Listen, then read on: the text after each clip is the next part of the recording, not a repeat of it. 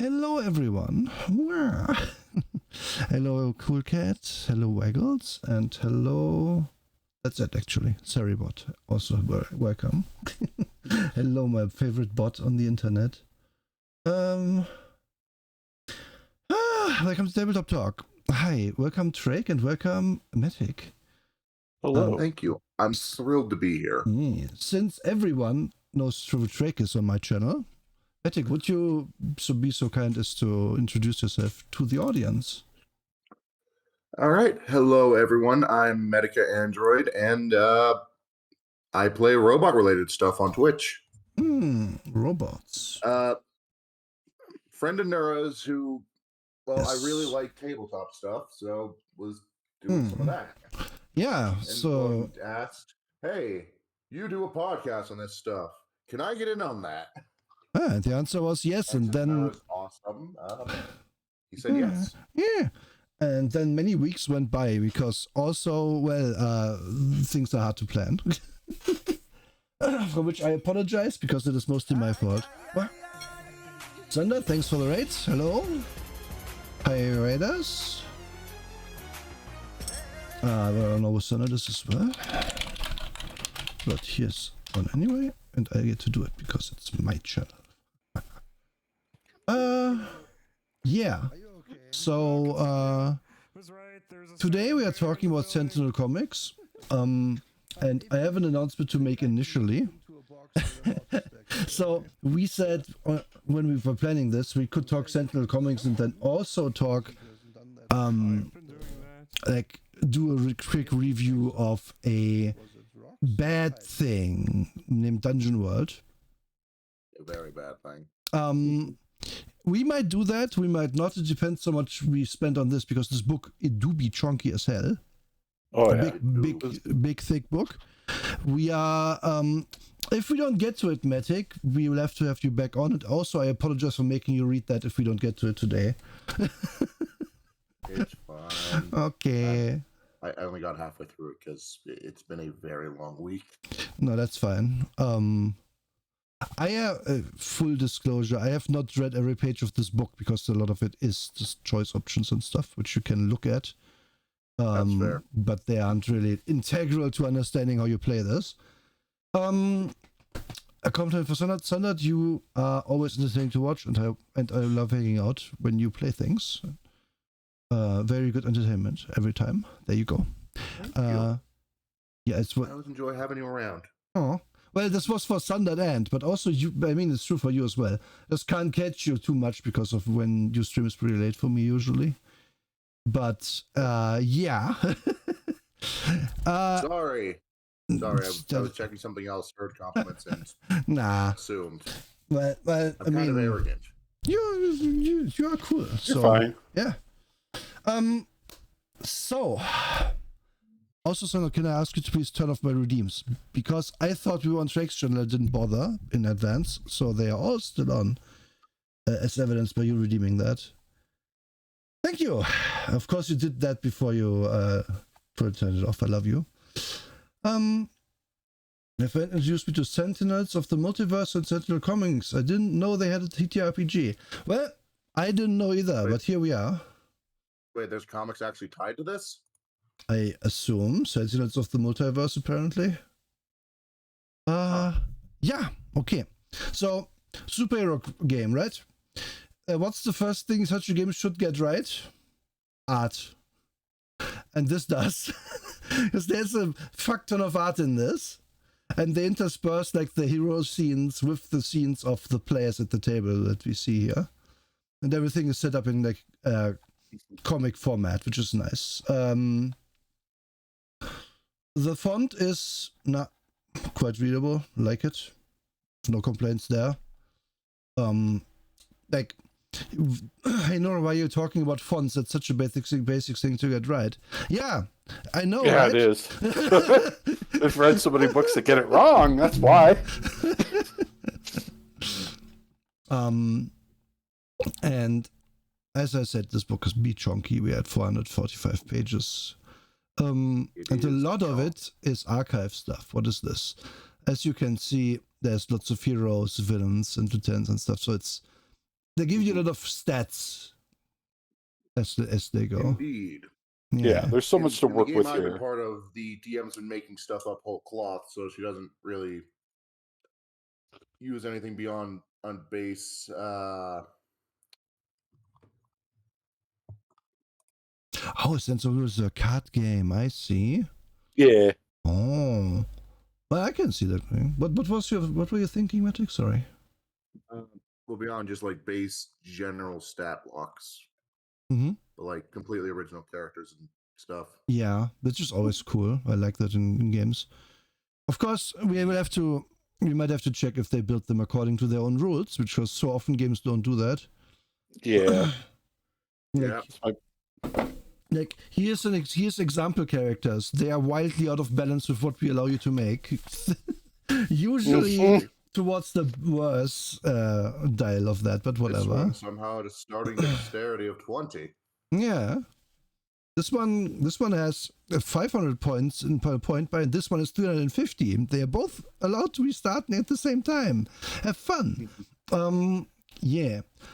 But as you can see, like the art in this, perfect. Like honestly, this makes a very good impression initially because of all the superhero art that hits the nail on the coffin. Like you know immediately this is supposed to be like Silver or maybe even Golden Age kind of stories where you punch the villain and the bad guy might be a communist like this woman. I'm not sure if she's a bad guy, but oh wait, I never. No, she kind of looks like a female version of Colossus from X-Men. Yeah, she does.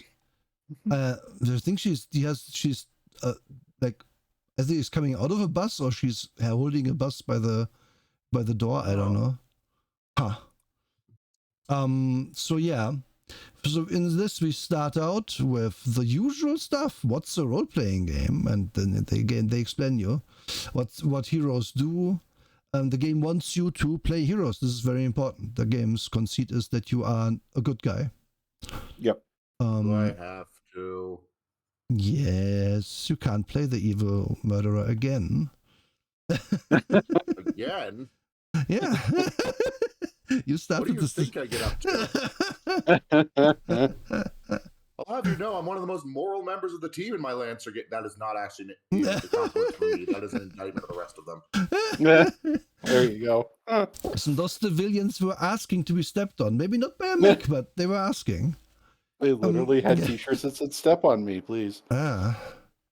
One of my teammates, it's frightened. Well, one of my teammates, it's caused so much damage in one turn, the enemy just self-destructed.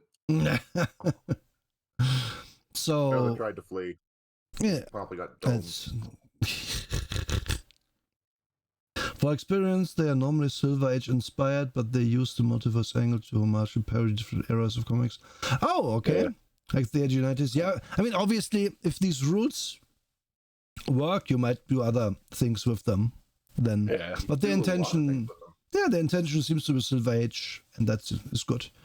Yeah, they explicitly say that in the text at one point. Everything is very 1950s, 1960s inspired, very Silver Age. Yeah, okay. So, play your personality, play to your principle, break the rules when they said about heroes. You're always doing heroes, good teammates. Sometimes your personality principles won't line up with that advice, which is why sometimes you should break those rules. Twist the plot in direction you think would be interesting. Be bold. Instigate some drama if it's your character's personality. Read that weird book on the pedestal. Push the jolly red candy-like button. See what it does. Maybe not this over the top, but this game has a lot of narrative mechanics in it, which give you like things for doing things suboptimal that your character would do, or that even demand you take risks / negatives if you want to do a particular thing, which is nice. For me, I could see that working. I could also see a bad DM fucking that up royally, but that's always true. And then everyone should have fun at the table. It's always, why would that be a thing you need to write in the book? Well, again, I point you to the back catalog of this show. where games have literally been like, if your character got injured and is to be in the med bay, that is your fault. You should be asked to read 20 pages of the dictionary and go home without eating pizza. Like the other players who didn't get injured, literally. Has that? So I'm pretty sure you're exaggerating, but No. how close? No, I can pull that book up right now if you do. No, You're fucking joking. It's the Star Trek role-playing game, specifically the one that owns the original show and nothing else. Yeah. That one has that in there in the first edition of it. That's Prime Directive. It's one of my favorite. Something that we written by a very snobbish Trekkie. It's one of my favorite books to look at for this reason, because you can just always point at that book and be like, don't do it like that. Like in every single instance of a choice that you can make, just make it's a the perfect choice. negative role model. Yeah, make the choice this book did not make. Okay, then I talk about what the GM should do. There's your Silver Age Stone. Silver Age Stone, right here it is, exactly. Pick some themes and stick to them. Like usually, they're probably a collaborative thing between the party. Sharing the creative space. Yeah, this game asks you to not just. I mean, this is the thing many games ask, of course, but this game makes it explicit by also letting the players decide some things about the situation at hand for their characters and maybe even for the story. At least that's how I got out of it. You can correct me there, Matic. Or Drake, well, as well. Can you repeat that? You were very quiet. Oh, sorry. Maybe turn me up a bit. It might be low on Discord sometimes. Oh, you're at 200%. You just have a very soft voice, Nora. Okay, thank you. Like seriously, I love that voice. Thank you. So I was saying, the game asks the players to also make narrative decisions at times that the DM maybe didn't make. Is that correct? I've only actually played 2 sessions because the DM doesn't really. Oh, okay. Well, but it's true, like, for example, like as simply as, oh, you are dodging, well, what thing do you want to happen in exchange for that? Right? That, actually, yes. Yes, Yeah. When I was building my character, which, if we look at our sheet, I can get into more detail, but my backstory has basically defined the greater plot running in the background of of our campaign. We can get into it a bit more when we get to, I believe they're called principles. Yeah, principles. Yes. Yeah, because I feel like that would be the better point to discuss how I tie that into a backstory and all that. Wait, well, is this Matic silent for you? Because Matic is quite the opposite for me. That's interesting. That's interesting. Maybe I turn up Discord for you all. Okay, sound check, please. There we go. Normally, I'm told I'm too loud. Drake, can you also? How do I sound? Do I sound all right, everybody? Oh God, you definitely. Okay, what's better? Is Drake too loud now? Maybe because even on Drake that sounds better. Okay, perfect. I'll take it.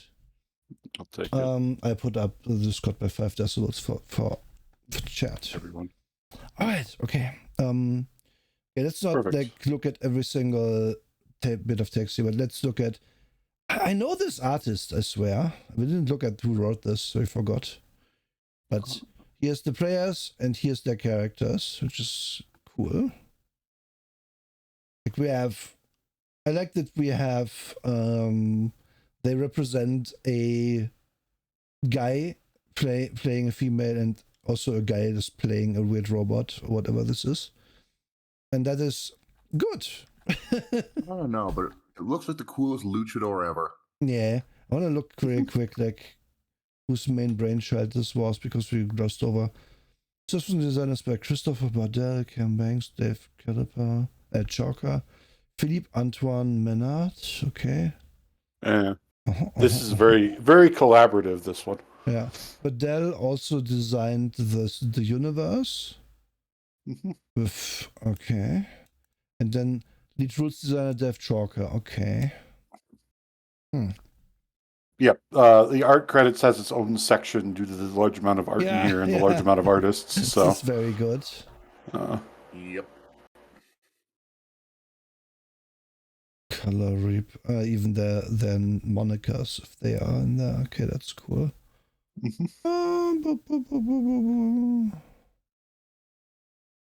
Yeah. Okay. Also, this document is fully linked. There are sections within also that are linked. For example, if you go to a table, we like to talk about tables here, like the table of principles is a good one, but there's plenty of other ones. Wherever you mouse over, they have links inside. This table? I don't think you have any tables right away. Yeah, we are way earlier in it, but this, the PDF game is good. Yeah, you'll find one eventually. But yeah, the PDF is amazing. Mm-hmm. Yes. Yeah. You just keep scrolling. I'm very sorry. You also have very bolded text for any important words, which is nice for us Zoomers. Well, I'm not, but you know.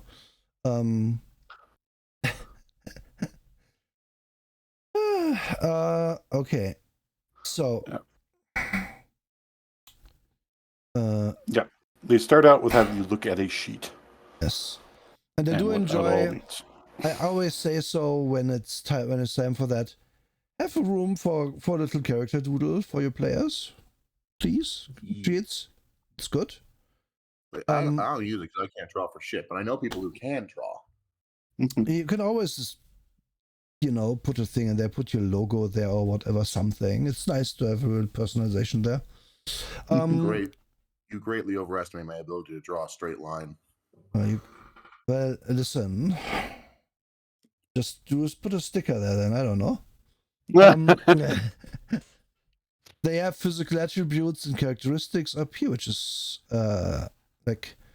so if I like that we so many sheets start you with, here's your stat spread, and here's your derived attributes, and here's your derived attributes off of the attributes you just derived, and here's a formula to do that with. No. We're starting with the basics: the player name, the hero name, the alias of your character.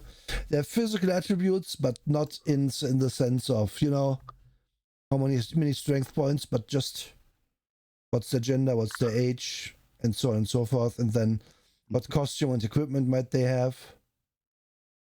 And then we have some characteristics. These are actually, I believe they are chosen, but they also inform some stuff about you.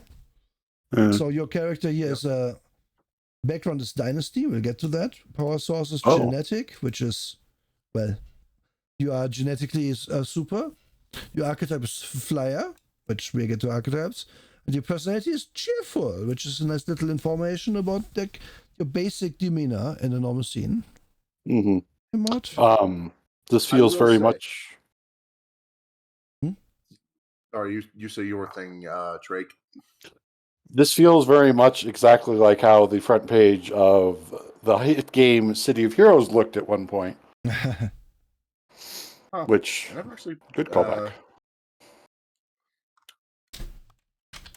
I never actually I never actually got to play that when it was live. So I always heard, I think this is a very good introduction because the thing you're going to find out about the system is it's like 75% flavor. Yep. More than in major hard mechanics, and that's exactly what the first page is. Yes, and when I found that out, by the way, because when you came to us, hey, we could do Sentinel Comics. Oh, what's that? Well, it's a superhero game, and I was like, oh no, dreadful. I've read Mutants and Masterminds. I know how shit these systems can be, because usually these systems are like, here's. Oh wait, no, we have to start earlier. Here's a pool of points that you have to decide how big it is based on how powerful your characters are, and then here is 300 pages of powers which you can buy in increments of whatever levels. Oh no! And then each power usually has way too little of a description, and people immediately find the OP ones and they make their characters way strong. and the points turn out not to be balanced, and the DM cries, and then this campaign doesn't even happen. That is my my experience with mutants and masterminds and other systems that try superheroing usually. But this dodges the bullet, and that's very nice. Yeah, no, just dodge the bullet, because it's like, oh, we don't have an elaborate set of tables and very long lists. We have, here's some vague flavors you can slap on your numbers. Yes, exactly. Mm-hmm. And then principles and principle of justice, principle of the hero. Like, you are writing down more things that inform your role playing. So you're playing, because of your abilities, you have a calling to protect others. Okay, cool. You're always aware of acts of injustice in your environment and those who have committed them. Your immediate need to help someone else causes you to drop the ball in your personal life. What is that? What is it? Or you're taking extra time to show yourself as a shining example of justice, like so and so on and so forth. And and also twists, like they come in there. We get to twist soon enough. Oh yeah. You're given an ultimatum. I will point out that the stuff related to the principles sadly only happen when you're using the principles. I assume they could just happen whenever, but I was incorrect. Okay. Let me see how that shakes out as we get to that. But know that there's this is here and supposed to be used. We're given an ultimatum between your life as a hero and something else you value. What do you give up? Ooh. How do you unnerve your allies in the single-minded pursuit of justice? Nice.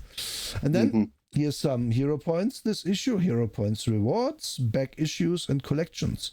What does this mean? We'll get to that. It's not immediately obvious. Okay, so back issues and collections are basically back issues are what do you title the previous session, and collections are that arc of the campaign or just that particular campaign. Yep.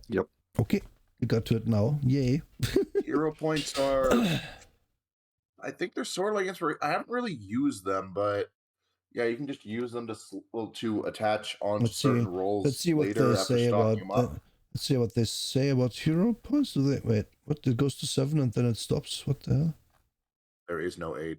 There never was an 8. 7. That's for page 2. Page 1, if you scroll before page 1, they explain it first. Oh, of course, I'm very smart. There you go. Points are gained when use abilities from your principles and during some social scenes. Whenever you gain a hero point, mark one of your overalls. You may gain up to 5 hero points per session of play. So they don't really explain what they are yet. Okay. Hero points count. Collections do actually do something. They can allow players to maximize a die or add to story during a scene. Yep. Yeah, like I said, I've only had 2 sessions of this because the DM has personal stuff going on. This is one of. Please go on. So I don't actually have a collection yet. I have 2 back issues. Well, that's fine. I mean, you did play 2 sessions, so that would make sense. But also here we see hero points can be used between play sessions to create bonuses, which are your record by filling in the ovals next to the size of the bonus you created. They can also be used in other ways. Collections are called during play to maximize. I mixed it up with collections. Yeah. Collections can be called on during a play to maximize a die or to add to the story during a scene. Basically, call back to previous things and say, because of that thing with your grandpa's ghost the other week, I now carry around holy water, and I'm using that in this scene. Yep. Or because of all the villainy I've seen this villain commit, now I will finally defeat them with this attack. Yes, exactly. Behold, the payoff of a character arc. Okay, he's definitely a robot. Now we see him. Like an arcane. It's kind of both. Arcane robots kind of thing. Yeah, I like it. Yeah, it possesses machines. Fucking cool design. Okay, and now we have this page 2, which is the actual stats. And let's go over those one at a time. Hero name, heroes. Okay, we put these in again in case you mix the sheets up. Powers, page 15, are special aspects that make you a hero. Qualities are skills and traits that you can use in combination with powers to accomplish heroic feats. Whenever you use a power quality, roll the die associated with the power or quality. So if you look at here, our example hero is atomic layer D8, flight D10, and so on and so forth.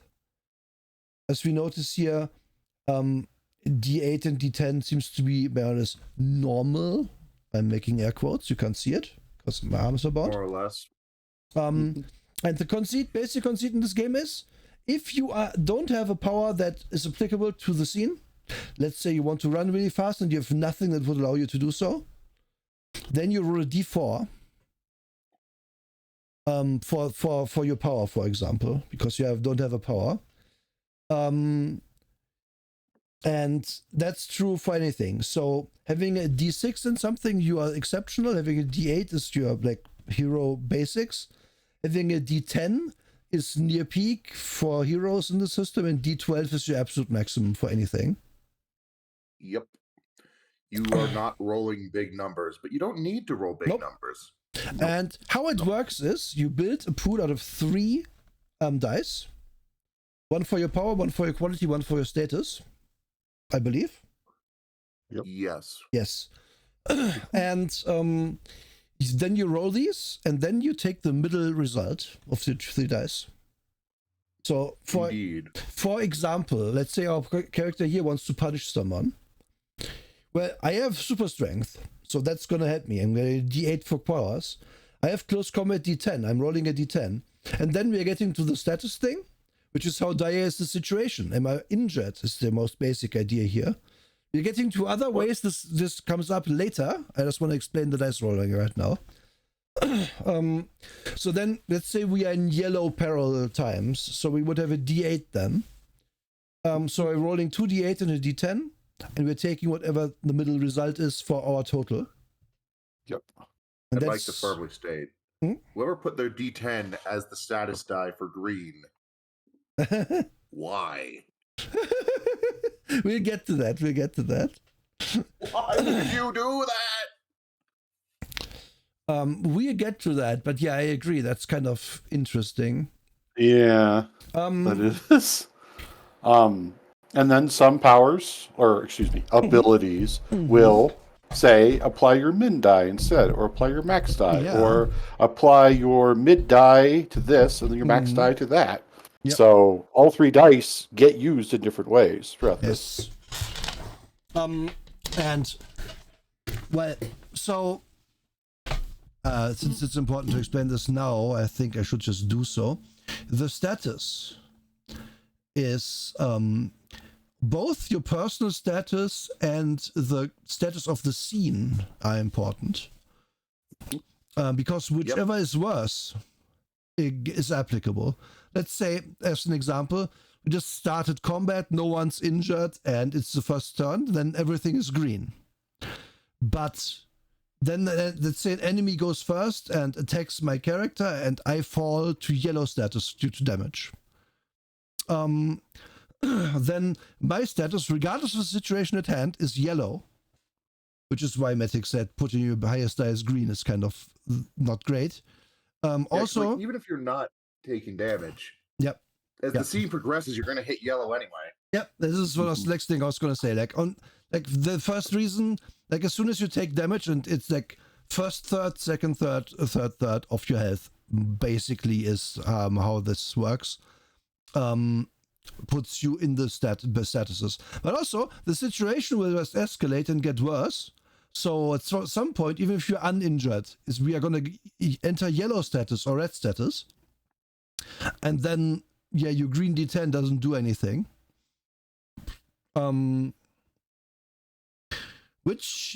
So why would they do this? I think there's some value in putting small errors into example characters to make your player go, no, wait, that's stupid. I should do it different. And I think that's why, because I give these designers some credit, because the system is kind of tight. I like it. And then we get to the next important thing where status matters. Your abilities that you bought with your points start are also tied to that, because if you are in green status, you only get green abilities. If you're in yellow status, you get both. And in red status, you get everything. And your more powerful stuff is in the yellows and the reds. The greens are less so. Like, you green start out with like boost your insight using insight. Apply that bonus to all hero attack and overcome actions until your next turn. Okay, that's actually pretty good. Like overwatching.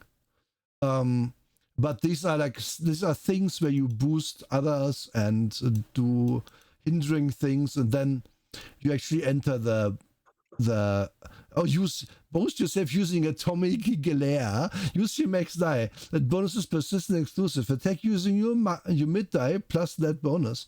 So yeah, you're using fucking atomic glare right now. So focus blasting with that. That's a bit of an escalation to hindering someone with flight. And the idea is that they want there to be narrative progression in a combat scene, much like in a hero story. Mm-hmm. The hero You doesn't can't just walk in and win. Yeah. The hero doesn't just start out using their strongest attack on the enemy, unless it's like Batman. Except collateral damage, man. Yeah, collateral damage, man. Except if it's Batman giving kryptonite to Superman or something for the millionth time or whatever. Clark, I got you a present. Ah. Bruce, I'm not inviting you to these Secret Santas anymore. Yeah, why is it glowing green? What the fuck? And that makes sense because, yeah, you are in a system where, like, realistically, superheroes, how it works is a lot of heroes, if one wants the other dead, whoever, like, draws quicker wins, more or less. Oh, you aren't suspecting me to use my atomic breath? Well, I guess you are dead now. Lol. And that's clearly not great for anything. Like, you don't want to play like that. Yeah, this is a system built for storytelling first. Yes. Yes, and then last but not least, there's an out condition, which happens when you are out of hit points, in which you can still do something, because you aren't really dead. I love that, then. by the way. Yeah, I love that too. Love it so much. It's so good. Yeah. Instead of just like haunting them from the afterlife or whatever. Yeah. I mean, usually we're talking Silver Age, you're knocked out, you're like out of the fight, you're buried under rubble, but you're fine, stuff like that. So this makes sense to me. And that's the only real way to kill someone in Silver Age was either they were an unfortunate bystander who existed for one issue, or this was a grand and death in the spotlight. I remember Sundert has shown us some real cursed stuff. How about that guy that got turned into a bee man and then was never mentioned again after that one comic? And he was unhappy too. He didn't like his existence. He's just out there now, being canon forever. Wow. He fucks, he dies. That's the worst part. It's a bee man. They don't survive fucking. Anyway, enough of yeah, this is why I call this system the delicious system, because it involves gyros. Yeah, it's a big gyro in it. It's been forever since I've had some good gyros. Yeah, here they said outright. Does outright mean that? No, like you are not out. Like it could mean any. It could mean any narrative thing that makes sense. It doesn't mean you're dead. Yep. Okay. Here's the power explanation that I just gave. Much the same as the qualities, abilities, most of them. Oh yeah, right. I forgot to mention that. There's particular icons here with the abilities, which represents what you can use them for. These abilities. Yep. We have an attack icon, which is the fist. Defend is the shield. Overcome is the arrow that goes around. Hinder and boost are these two, and recover is, well, healing or whatever. Waggles, yes. Why only 80? 90s rules. Yes. Your character must tote around a gun bigger than themselves. They don't have to use it, but it has to be present. If they use it, they just spray enough, nobody gets killed. Yep. Nobody even gets hit. No, it's the 90s. Someone gets killed. Yeah, some bystander. The point is, they have ridiculous guns. Boop windows, yeah. Waggles, I like the way you think. All the yes, abilities the also have a power letter aesthetic. assigned. Each of these letters is A, R, or I. A is for action, R is for reaction, and I is for inherent, meaning an ability that is persistent. Yeah. They put it over. We don't know what eye in the sky is, but for the rest, he has actions. He has a reaction. Yep. Yep. As we can see, she does not even have a defensive reaction in the green zone. Yeah, like you want to get to yellow.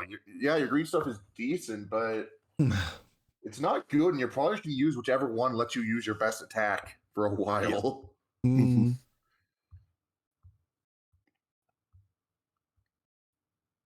All right, so when do they go to combat action scenes, right? So they start with action scenes. Yeah. Technically. Yes, Morguro via the tracker. And here we see by putting your green die highest is kind of already also bad. Because you are, no matter what, after 2 rounds, you are in yellow anyway, even if you didn't get touched. And then 4 rounds of yellow, and then I assume the rest of it is red. Is it, or is it always 2 rounds? Is it an 8-round combat? I think it's 2 rounds. Okay. It's like, you don't level up in this system. Yeah, I know that.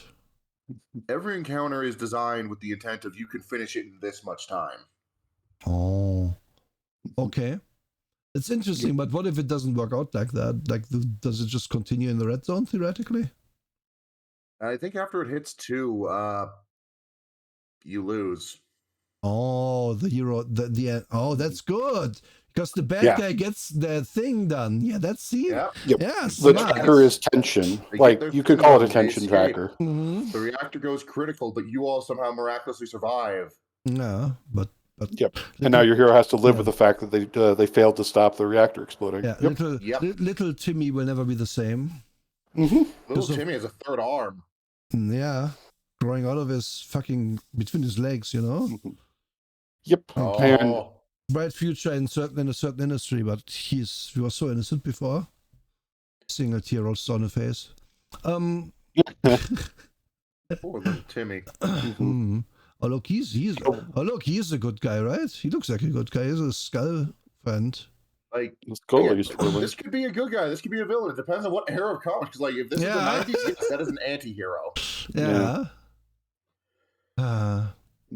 If this is the 70s or 80s, he is Dr. Demento, the Mad Plague Doctor. Yes. And yes, if it was the 90s, he'd still be Dr. Demento, but still. Yeah. How do you... he made really good music. Excuse me. So, who do you fight? Well, obviously you fight villains, lieutenants, and minions.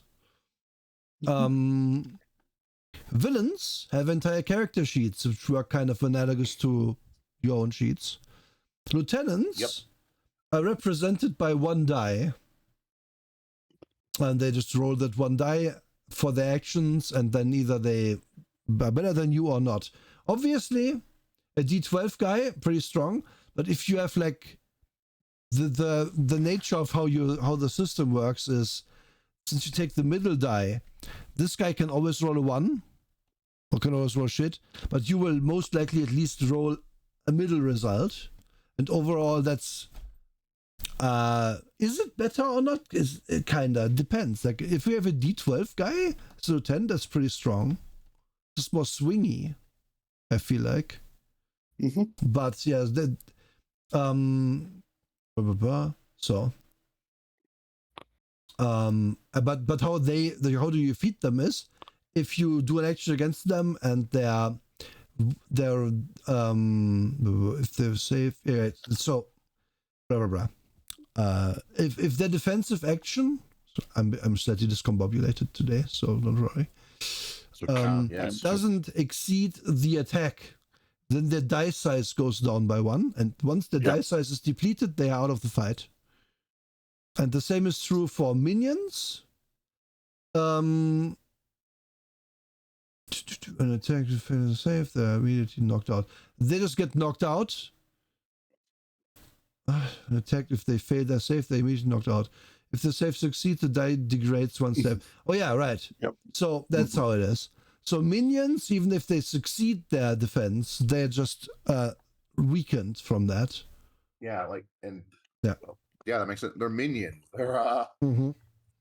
they are at most meant to be slowly chipping away at your HP through sheer weight of action economy. Mm-hmm. Yep. Yeah. They should never be an actual threat. Oh yeah, they also you can knock out, and if you do enough damage, a lieutenant also gets instantly knocked out. Yep. Lieutenants by dice size alone aren't particularly more dangerous than minions, but they are far more hardy and tend to stick around for longer. Yes, understandable. Yeah, but like, they still don't get a sheet because like that. Yeah. They're not the main. I really like how it's just the villain is the one that all your eyes should be on. And what I like about this so much is, look at the game again. Let's pull out D&D, where I want to make my bad guy a level 15 wizard because we are a high level game. You're gonna cry, and while you build that wizard over the course of hours, because you have to pick so many spells and You think really of do. so many contingencies for what they would have as spells prepared because they are fucking wizards. You not only have to pick their spells, you also have to pick their spells they have prepared technically.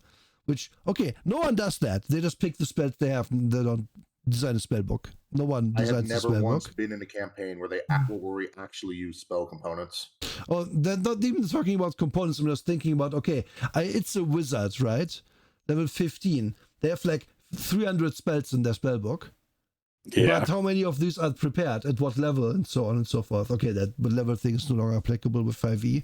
But still, the point I'm making is, takes forever. In this, building a character doesn't take super long, and you don't really need to build more than one or maybe two villains for a given campaign or game, at least to start.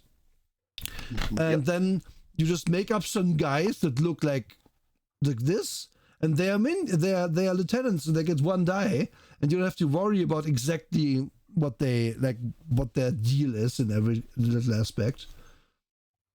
Yeah, like here's the offender and his minions, the middle finger twins. Yeah. Yes. Exactly. They're called that because they each have an extra middle finger. Wait, what? It doesn't work. They don't have a middle finger then. Yeah, it's confusing, isn't it? Take damage. They can flip you off 4 times. Yeah. So you take psychic and his damage. lieutenants, F-bomb. Yeah, you take psychic damage thinking about how if they have two middle fingers, they have no middle finger technically. So you're already doing it. It's already damaging you. Very damaging. Yeah.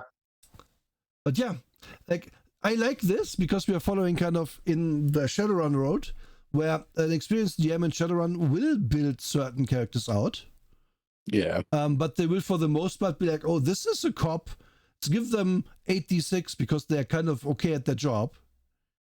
And that's all I really need to do as a DM in Shadowrun if I'm winging a character. And think about, okay, would they have like combat enhancements? Well, maybe they get 2 extra dice for shooting for a smart system, but they are fat as described, so they take like 1 less reaction. There you go. That's all I need. I don't even need to write that down because it's in the scene. I can just remember. And with this, it's even more simple because it's literally just, there's 10 minions of D6 size. They all have like big guns or whatever. There's 1 lieutenant, D10 size, who's commanding them and who controls the big ice laser. And then there is Frigilia, the anti-horny queen, who is trying to chastise the whole city, and we have to stop her. Yes. I love this system for just how free it feels. You don't know what you're going to go up against. It's just like comics. Yeah. Exactly. It could be whatever stupid shit you want. You're fighting Condiment King this week? Good. Yeah. And again, we're building a superpower sheet out of like 6 and 6, so a total of 12 things in 2 little columns, plus some abilities. Like, it is so good. It's so good. It is literally the And- first superhero game I would say it's I would want to play because Yeah, yeah, I would I'd be too. down to play a game with you sometime. we could try to find time. The other factor to all this is if you go back to the first page of the hero sheet, Mhm. all of the powers that you see on page 2, that's inferred from all of the decisions you made here. Yeah, exactly. Archetype, flyer, power source, genetic, etc. Their principles, so on and so forth. Yeah. Most superhero games for tabletop games completely decouple those things. Mhm. And I've always been like, why? Why do you decouple it so hard? Like, Yeah. these Yeah, archetypes matter. These power sources matter. Yeah. Because your origin, your principles, etc. That's all Yeah, the building blocks of heroes. But there's some things in comics that feel completely unrelated, like Snowflame. What? What do you mean? A minor villain that achieved mimetic status when people rediscovered him in the mid 2000s because his gimmick was he's a drug lord with fire powers powered by cocaine. Oh. Oh. I mean, hey, it doesn't There you have to go. make sense. It has to make sense in the story, I guess. Yeah. Like, why does Goldman from DC get powers from having gold? It's just net worth powers him. It doesn't make any sense either. Why are there like Oh. 4 play faces with 4 different explanations for their powers? Yeah. But yeah, I mean, we can get into superheroes themselves often make no sense. All we want. Mhm. But the point yeah. is, in another superhero game, you would be sitting here and being like, oh, do I put 50 points into wealth or 60 points into wealth? If I put 60 points into Yeah. wealth, I could get the better That's- car. That's exactly it. And that is Like, that's, pure pain. It's pure pain. It's the fucking worst. The chat knows who Snowflame was. I have no idea. I'm not that into superheroes. I have read Worm 3 times. That's my favorite superhero thing. And it would kind of work in this, except when certain things in the story happen. Mhm. Listen, you want to fight Leviathan? I'm sure you could duct tape things to the system until you have Leviathan. No, my point is, if I fight Leviathan, then about a third of all heroes going in there just don't come out. That's maybe not Yeah. great for the system. They don't think that's the intention of the system, so that would be Just have a leery bunch to of do it. background extras and start listing off names. Every Well, round. yeah, every round. Well, Matic, firstly, I love that you know what I'm talking about with Worm. Yeah, I read one. That's fucking great. And you can probably find ways, yeah, to get your whatever superhero you like in there. Okay, where were we? Talking about action scenes. I talked about the tracker. They then go into big detail about how it works in the game. So give a heads up to you could GM code say you up. And then describe what you do, and they like show it in the I like that they put it next to the comics as well, because it's just it feels right and good to have the explanation of play here for a new player specifically. Of course, we know what this is about, like that the idea of, oh, I punch the robot. Yeah, okay, it's an okay description. I have done exactly that this week in a game when there were a bunch of robots that needed punching, because there were so many. I didn't do a ton of description, but I did pepper in some little things. But yeah, especially in a superhero game, I think the style of how you dispatch your foes is super important to describe. Exactly. Yeah. I keep saying it, but this system is all about flavor. Yes. And then you describe what you do. You decide what kind of action that would be. So you probably want to work backwards a little bit, and if it's an attack, you want to make sure it's actually you're describing you attacking something, and whatever. But these kind of actions cover most things you can do in a combat. Like, I would argue that maybe like, I guess overcome would be like, oh, I pull the lever to stop the machine is overcome, then whatever. Can always shove the actions into these boxes so you know what die you get for it. And then again you build your 3 dice out of your ability and so on. And then if an action is risky, what does that mean? Well, fire while setting rules, fire, knock them over. You can always choose to add an extra effect to a basic action by taking a risky action. There will definitely be some fallout, hence the risky part. So choose an appropriate minor twist when you decide to take a risky action. Okay. An attack that normally hits only one target can hit an extra target with the same die. Okay. Then other examples. The risky action only works for basic action, should be improvised in the moment circumstances warranted. If you are doing something you've practiced, it's an ability. Okay. I'm unsure what the twist is to hitting an extra guy. I guess they get to it later. I guess page 2930, they get to that. Wait. If they're not using a principle, are basically just levels of debuffs. Yeah. I was trying to remember where the thing was that I liked about the system in particular too. Oh yeah. I do have a comment about it once we get to the table that shows when minor twists and major twists happen. Okay, we get to that. No, where I was going was another thing, but I guess I misremembered where they put it. If they explain how you build your die pool. If you look here, no, we don't. She has a 2d10 and a d8, and then she breaks the robot because her mid die is whatever. The 3, 4, 8. So she would get the 4. If once the flames does knock it out, I need to roll damage, save for the bot, which is a d8 minion. 6 succeeds. Yeah. Again, I like this part of the book because it basically you almost don't need this part of the book. Yeah. The examples are that good. Yes. They also explain like it doesn't matter which die wrote the middle number, it's just that the middle number counts. Like if the example here is your d12 rolls a 6 and your d6 rolls a 6, then it's the same. If this rolled a 5, this rolled a 6, the 5 would count, and so on and so forth.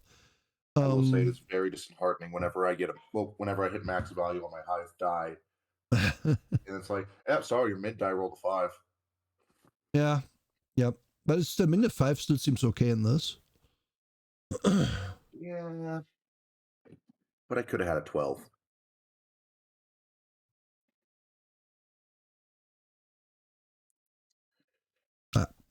And here we see like the example. Okay, she does her damage. He rolls the DM, I think, or I'm not sure. Jennifer, yeah, she rolls the d8 of the minion, rolls a 6, which is above the 4 for the damage that's done. So the minion degrades to d6, but is not out, and then must attack her because of an ability next turn.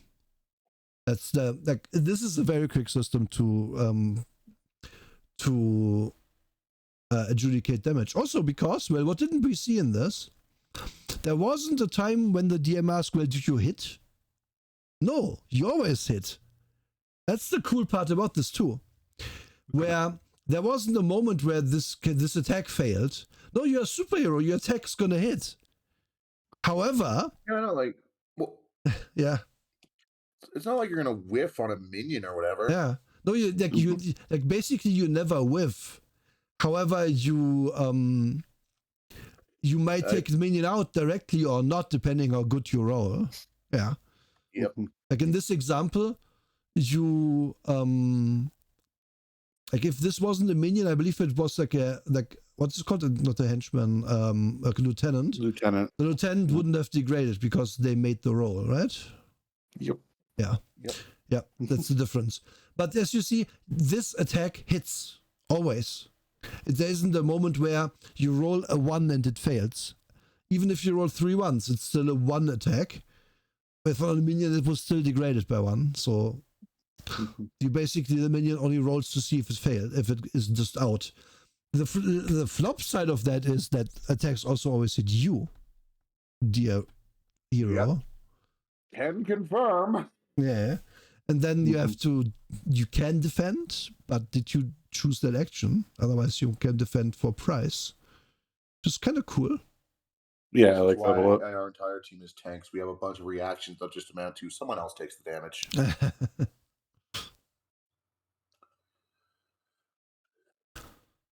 Yeah.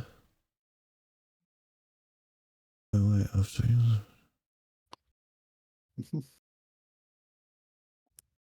I like that they also have misunderstandings in there, like the explaining. This shows this examples here. I like them so much because it shows kind of how the DM is supposed to know the rules and adjudicate things, and then explain the rules as they actually are. But yeah, there's a bunch of actions you can do. I don't want to. We have already talked for an hour about this. We're on page like 20. I'm kind of like this is a very and we are good system. It's a really good system. You just want to gush about it. Yeah. My point is more, we will never get through this if we explain them in this detail to continue. Right, we really need to get to that particular table in particular. At some point, I need lunch, and I can't there have it that is. until after. Overcome. Okay, so effects die result. Action fails. So when a hero is presented with an obstacle and getting past it carries a risk of failure, injury to a hero, or dire consequences, use an overcome action. Examples include leaping onto a bank robber's speeding getaway car, decrypting your computer files with a bomb taking down a convincing NPC ally to help you in a scene. So let's see. So again, our base die is usually probably a D8, if not a D10. And we expect the middle result. Okay. 0 or less somehow. If you have minuses from being hindered, the action fails. 1 to 3 action fails or succeeds with a major twist. We are getting to twists soon, I swear. 4-7 action succeeds, but with a minor twist. 8 to 11 action completely succeeds, and 12 plus action succeeds beyond expectations. Yep. Yeah, you can. What? Since you can get boosted, your 12 plus. Yeah, it's very unlikely to have a 12 plus because that means they must have all your dice be D12s. What does this feel like for just a second? What other system goes succeed, but yeah, it feels like a certain game called Blades in the Dark, which we hate. Yes, this is the good way to do it because in the text after this it says, if you don't want to take a twist, just fail. Yeah. And also Blades in the Dark says 6 is a success, 4 and 5 is the success but at a cost, and 1 to 3 is you just fucked up. Yeah. And that's bad because even if you roll several, okay, 60% chance. Yeah, no, it's a 10. It's a 1 in 6 to make it, but you have several dice to roll, depending. But almost if you don't have a 6 on your dice, which is never guaranteed, you just don't do it. You have to very often succeed at a cost in Blades, and that sucks because that system isn't really meant for that. Anyway, sorry, just to put a pin in it completely. When they say cost in Blades in the Dark, it really is a big cost. It's storytelling. So these are twists. These aren't, oh no, now I lost the mortgage on my home because I failed to jump on this car. No, it's nothing like that. Instead, it's a twist on the story. Yes. It's not you're dead. There's also something to be said for... You got a minor twist. Your puppy has cancer now. Yes. Your puppy is actually evil. It's an evil puppy. He went upstate to live on the farm. Oh, it's also just like the chances here, right? Like assuming you aren't debuffed to hell, and it's a high tension moment, and you shouldn't be rolling this, but you kind of have to.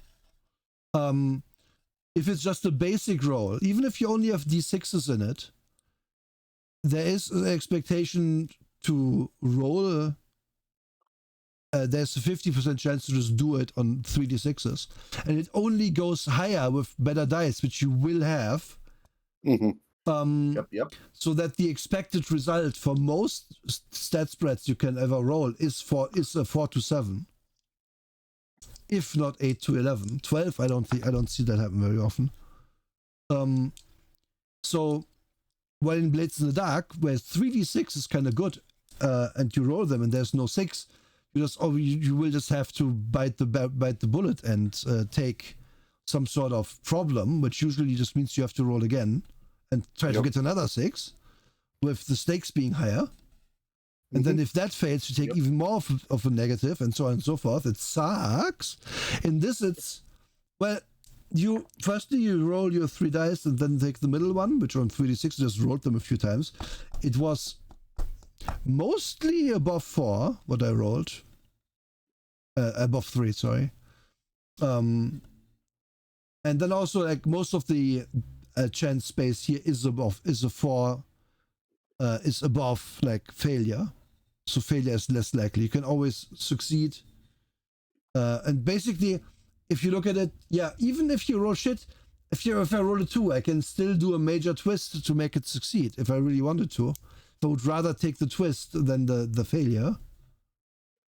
So it's kind of designed for you to be able to rush in and pull the big switch that stops the big laser. Even if that means you break both your arms. Whatever a major twist may be, you know? We call that character development. Yeah, we do. It's kind of good. Then they explain what this means. Like, to choose between those 2 results. On a failure, the action speed doesn't work. You try to leap onto the car, but were thrown off on a sharp turn. Wouldn't break the encryption. The NPC says not interested. On a success with a major twist, you succeed. You're clinging to the car, blah, blah, blah. The twist changes the situation. A bad guy in the car you're clinging to leans out the window with a huge gun. The system you are hacked into places a tracking program on your own system. The NPC will help, but only if you agree to something that goes against your principles. Twists are unexpected situations that complicate your success. We talk a lot more about them on page 29 to 30. And then minor twists are less bad than what I just read out. So again, reading these major twists is like, these aren't even that bad. These are bad, but they aren't like, oh, you broke both your arms. So just set that on a woman. It's not even that bad on that level, really.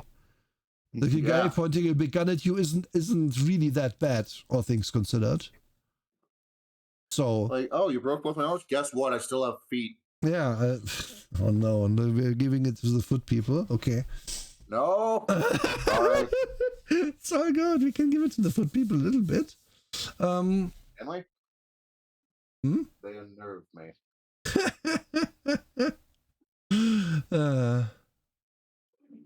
If you boost someone, here we see it. This is how you get to 12 plus or also to below 0.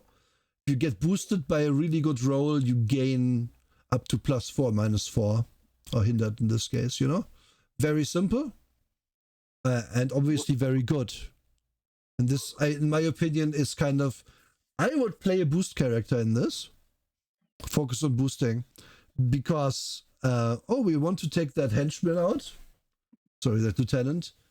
It's a D12 lieutenant. We have 0 rolls high. Well, I can boost you, and then you attack him. Cool. Because this is meaningful. In this, in my opinion, because you don't get your own action to do something, but a +2 in a system where there's roll 1, where the biggest number is 12, is a lot. Yep. And that's, I think, the only real way to get a plus to anything, right? Like the only normal way. There might be very special circumstances. I believe so. We Yeah. don't really have anyone who boosts in our party because we're all 10. Fair enough. Fair enough. I think you can use your single-use hero thing as well. But those are single-use explicitly. Yes, the hero points? Yeah. Yes. Mm-hmm. Then we get to defend. What is defend? Well, you can try not to die against something like, oh, the big robot is charging its laser. Well, I'll defend, lol, so I don't get owned by it. But you can say that, and that's fine, because that just uses your action to do nothing. You can also choose to defend someone else if you do that. Or you can defend as a reaction. Yeah, and most attacks will tell you to roll a single die against them. And then looks too serious, you can throw yourself into defensive position. Basic defend action can be done once per round. Oh, yeah. Yeah, okay. On most things you get like a basic die roll of 1 die, but you can do a full defense. That's how what they mean, right? Yeah. Yeah, yeah. Yep. If stone absorb something since you're turning into stone, I think that works. Okay. Yeah. The deck requires a twist. And now I think we get to the twists. Yeah, here they are. Oh, yeah, there's a good list there. So, some examples of minor twists. The hero loses health equal to the mid die they just rolled. Obviously, that one wouldn't apply to a defense action because that's kind of dumb. The hero is hindered using the max die. If we go back to it, like, oh, I defend. Well, okay, you are blasted like through the wall. You're out of the combat zone right now. So your next action is going to be at -2 because the max roll was 7. Very simple and very impactful. The hero must make a difficult choice as part of the action. Might not be applicable in a straight up attack. Like, do I save my photo album or do I save my grandmother? Difficult choices. Grandma's lived a very long life. Exactly. She's ready to go. It is time for photo album. You're never getting that back. Yeah, it's the time for the boomers to make room. The hero succeeds. Make room for the photos. But not as well as planned. The hero must reveal a treasured secret, an embarrassing weakness, or otherwise bargain something away to succeed at their goal. Your pants slide down as you defend and to reveal your My Little Pony underpants. The scene escalates ice space towards a more dangerous state. 1 space. Oh, that's the 1. Oh, that's the first negative. That threw me a few times reading it. Because my brain goes to I every time I see that thing. Sorry, but make your one effort a little nook on there, guys. And you can tell I like the system when I complain about their choice fonts for numbers. Yes. You're looking for something to nitpick here. Yeah. Mm-hmm. I don't think this is that much of a nitpick though. This is why is it like this? The hero is separated from the rest of the group as a result of the action. The hero, okay, actually that's like my hindrance thing would be something else, whatever. The hero draws attention in the form of a new minion equal to their mid die. Ooh, I like that. Hero loses access to 1 green ability. You can lock your abilities. Due to stress. That's like green. Like if you lose yellow or God forbid red, no. Well, it's a minor twist, One of the hero's powers or qualities is reduced in die size. Also very oof. Like this is like you break your arms, so your martial arts is reduced or whatever. Yeah. Hero uses health was based and then major. Hero uses health equal to max plus min. Hero is hindered using max plus min dice, and that penalty is persistent. Ouch. Oof. The hero must sacrifice something important at least until the end of the issue in order to succeed at their goal. Like Peter Parker sacrificing his girlfriends. Yep, constantly. I mean, I wouldn't say her death really led to success. Well, I don't know. Someone succeeded. Who's to say was the hero? Was his child once. Who's to say was the hero in that story? Maybe it was Satan. Have you thought about that? I think we're talking about different stories. The silence. And yes, Satan very much won that one. I don't even remember. I'm just half remembering Spider-Man things. The scene escalates D4 spaces towards a more dangerous state.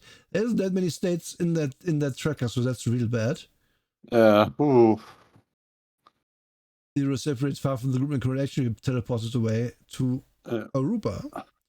The hero draws attention in the form of a new squad of mid-sized minions equal to number of heroes. He loses access to multiple abilities. The hero loses access to 1 or more of their powers and qualities. Yeah, oof. Big oof. Oof. Big oof. Some of these I would find hard to explain in like these. I find hard to explain depending on what kind of hero I make up. Like if my stuff is technology based, okay, my jetpack is broken, I can't fly. Fair enough. Yeah. How does the Flash lose an ability? I don't know. Very easily. Probably a bone broke. PTSD. Okay.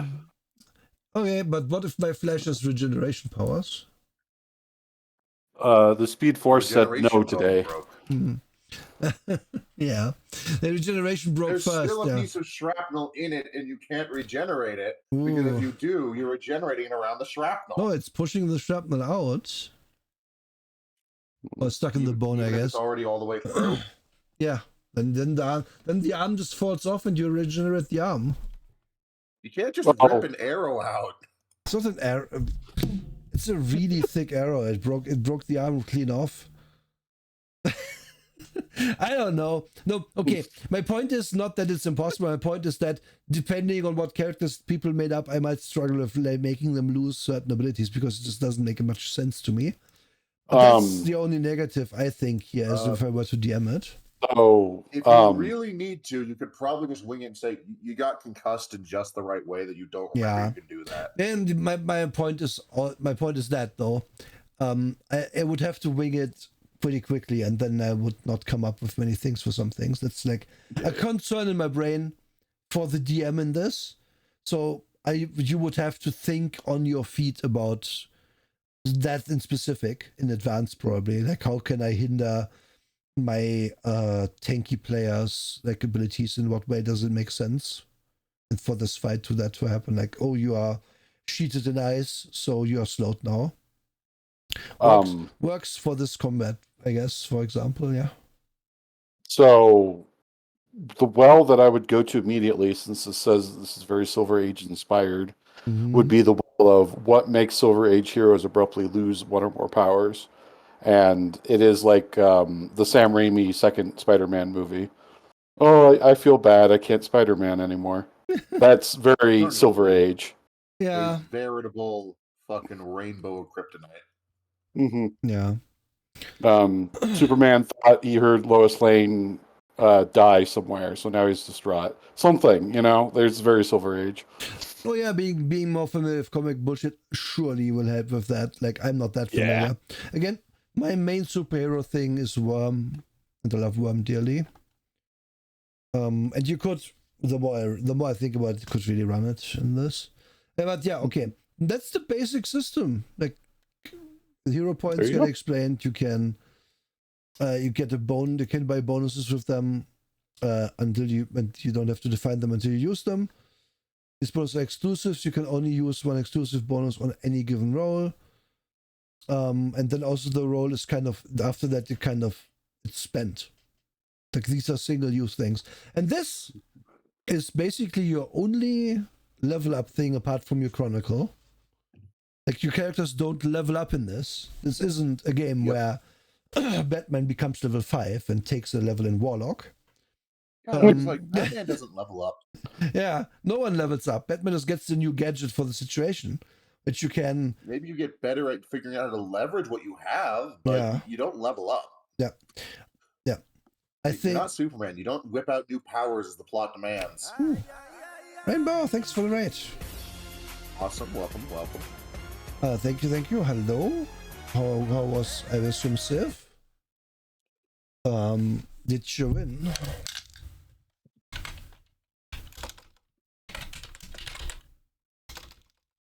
Can't type. Yes, right, babe. Civ 6, nice. We're discussing Sentinel system, and we like it. It's a good superhero system, which is like finding a unicorn in the space of TTRPGs, and I love it.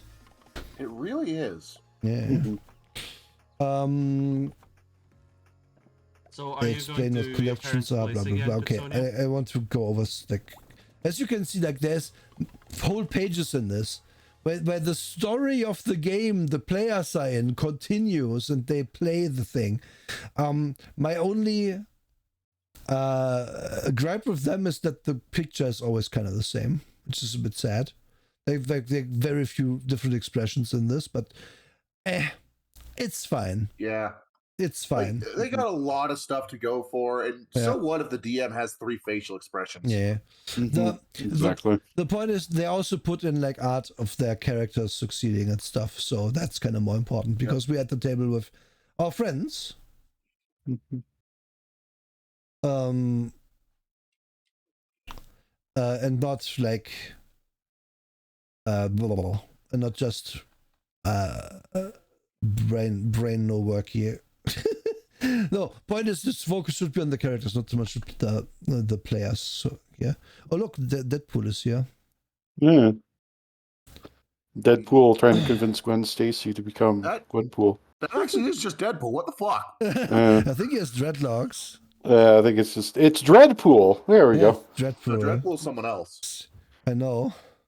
Yes. Yeah. And then they also explain social scenes, which, well, we might have scenes where we don't punch villains. I know, weird. What? They actually give them some mechanics too. So it's not a robot, it's an undead robot. Oh.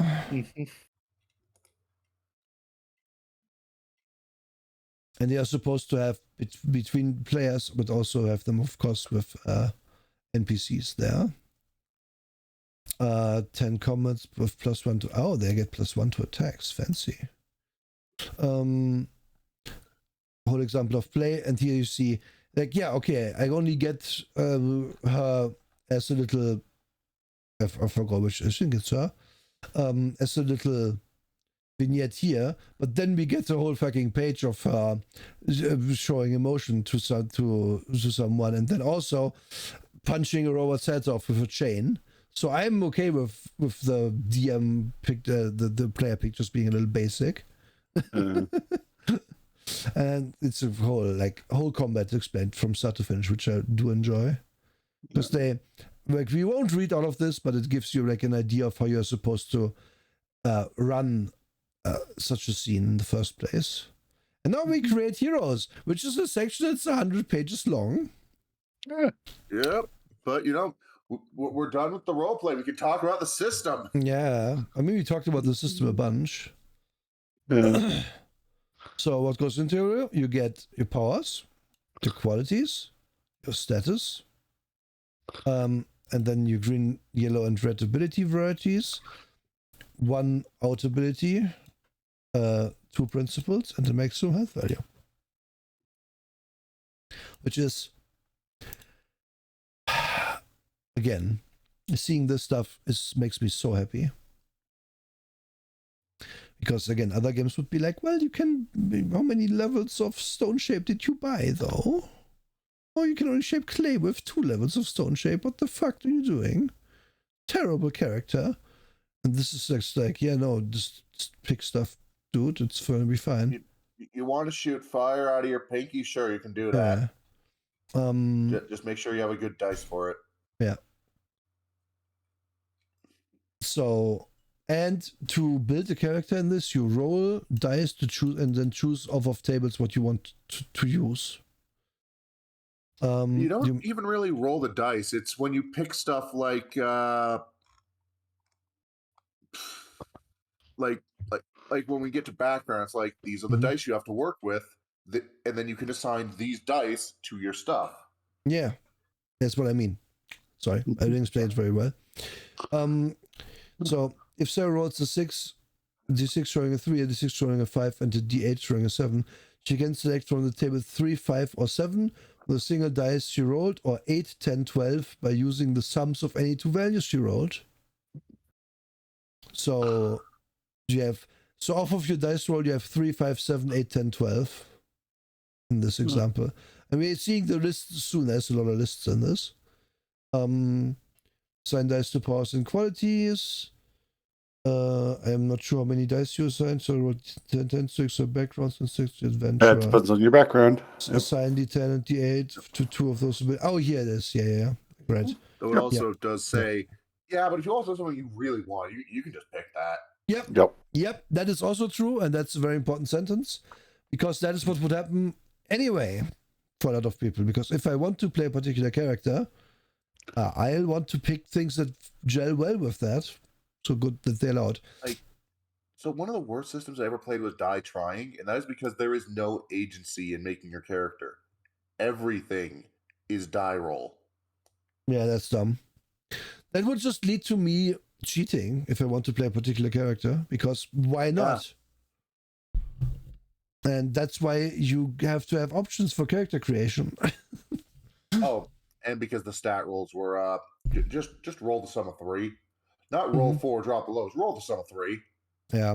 I'm like rolling stats. I had stats at 3 and 4. Yeah, again, rolling stats, stuff like that, it's good. It's a fine thing. But I don't like it that much because, yeah, it just kind of makes people be very imbalanced in a party. But Kate, thanks for the raid.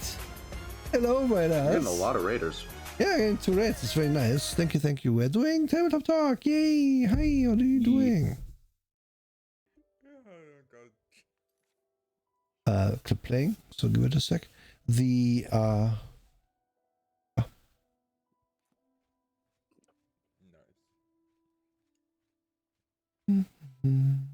Go Mad. Yes. Oh no, is it stuck? I'm gonna click that real quick. Being Street Fighter and the Helldivers. Nice. Good job, Kate. Nice. Yeah, good games. I think that clip might be stuck. So oh, it's It gone. appears to be stuck, yeah. Let's be Is there another clip? endangered species. What? Because I shouted out as well. Oops. Oh, okay. Oh, Palworld. Oh. Oh, so that's what it looks like.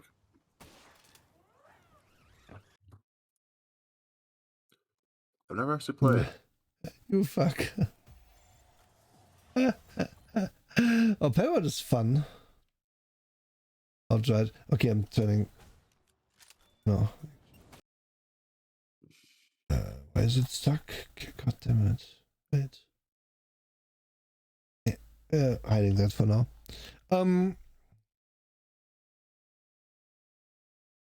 What was I saying? Yeah. Again, building character goes quick if you like. I like the rolling options because if you generate, unless you roll like, I happen to roll only 3s or something, this is likely to give you a pretty good spread of choices at least. Yep, it's like, here's your 3 options. Yep. And like the only way it sucks if you're like 3-3-3 and then you can choose 3 or 6. But that's not that likely to happen.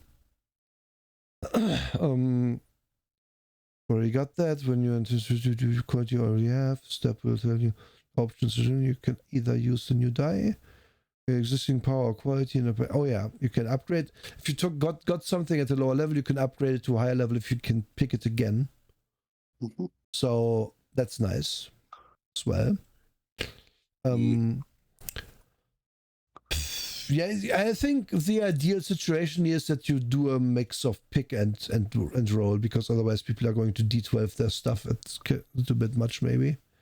But that's okay.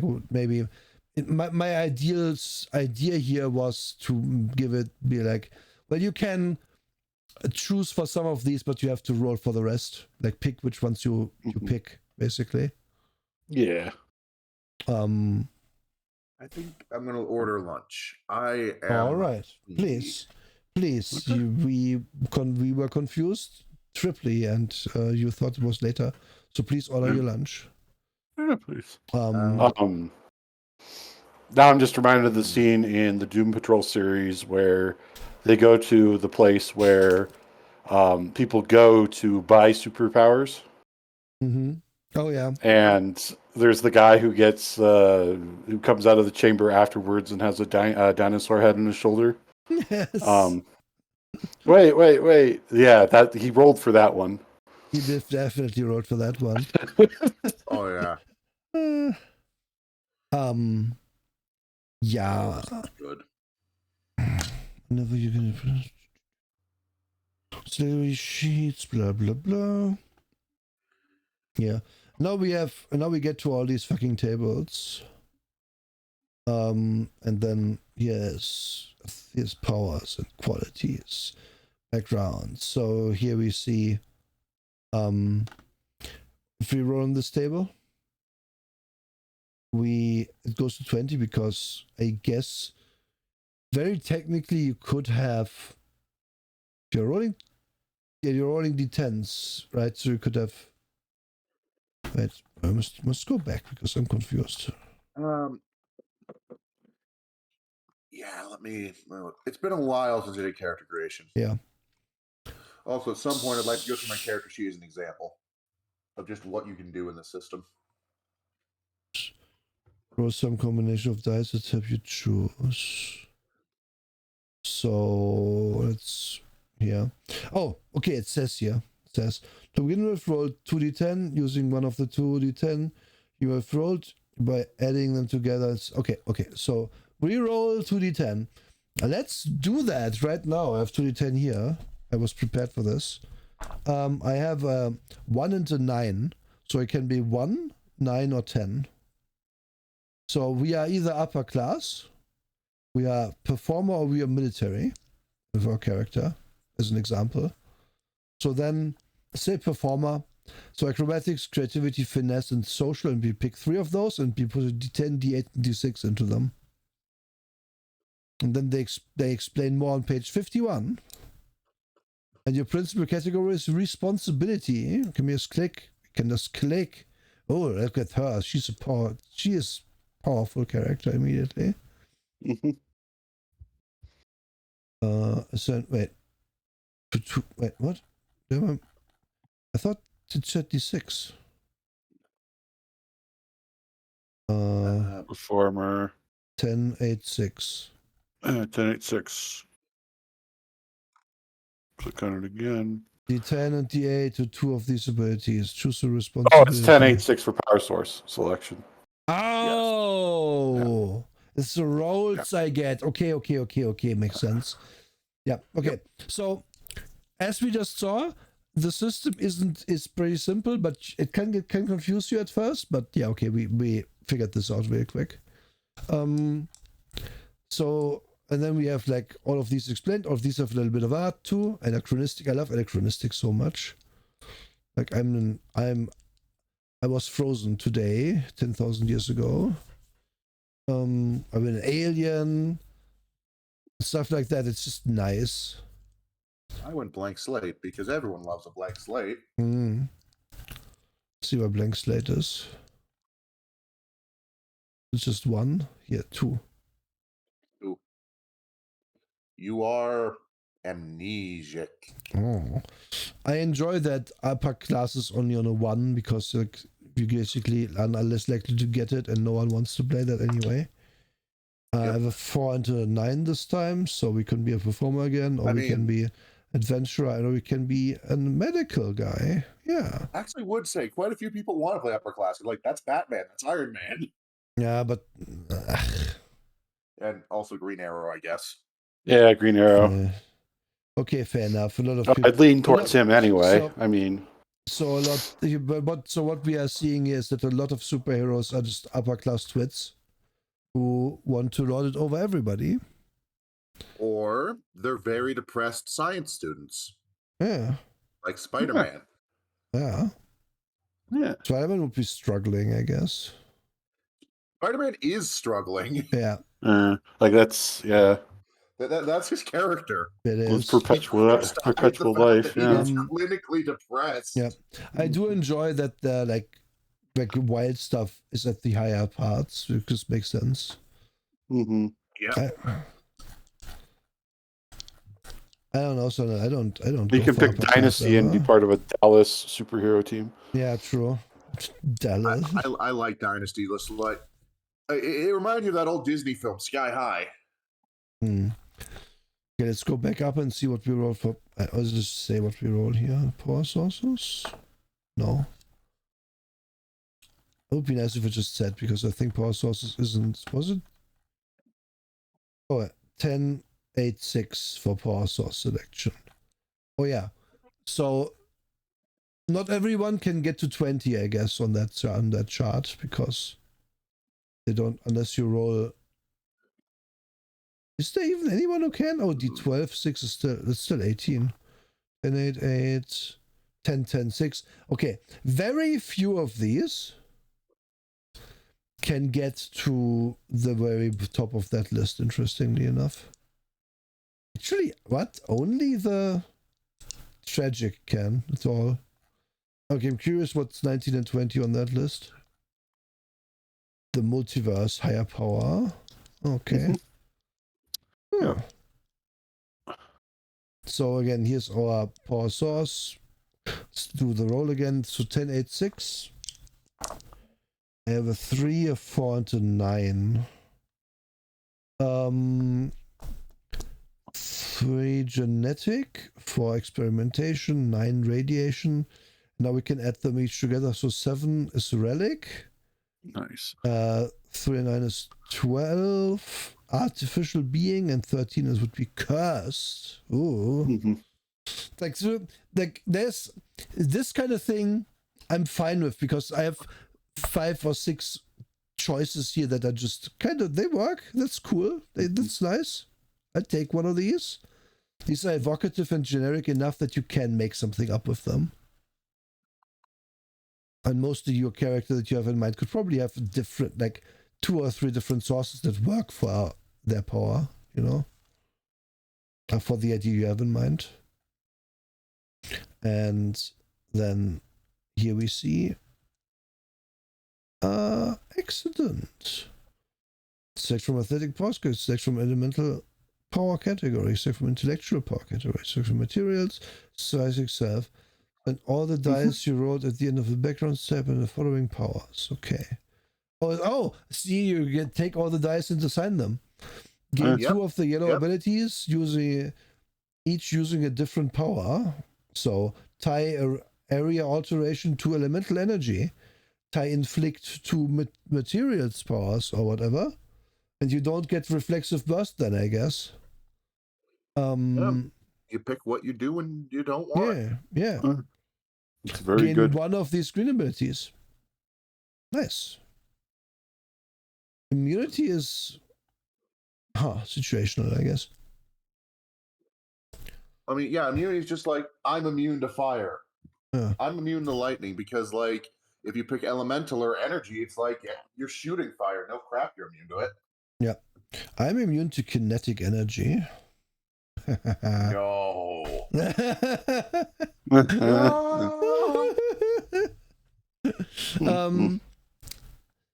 And then I just noticed that that your little stream had those Carbot Zerglings at the bottom. That's adorable. Yeah. I love those. I have 2. I have 2 of them for real, and I have 3 of them on stream by now. Because 2 different My roommate artists has make one. it. I adopted 2 because I adopted 1 X worth. I didn't have the money for them.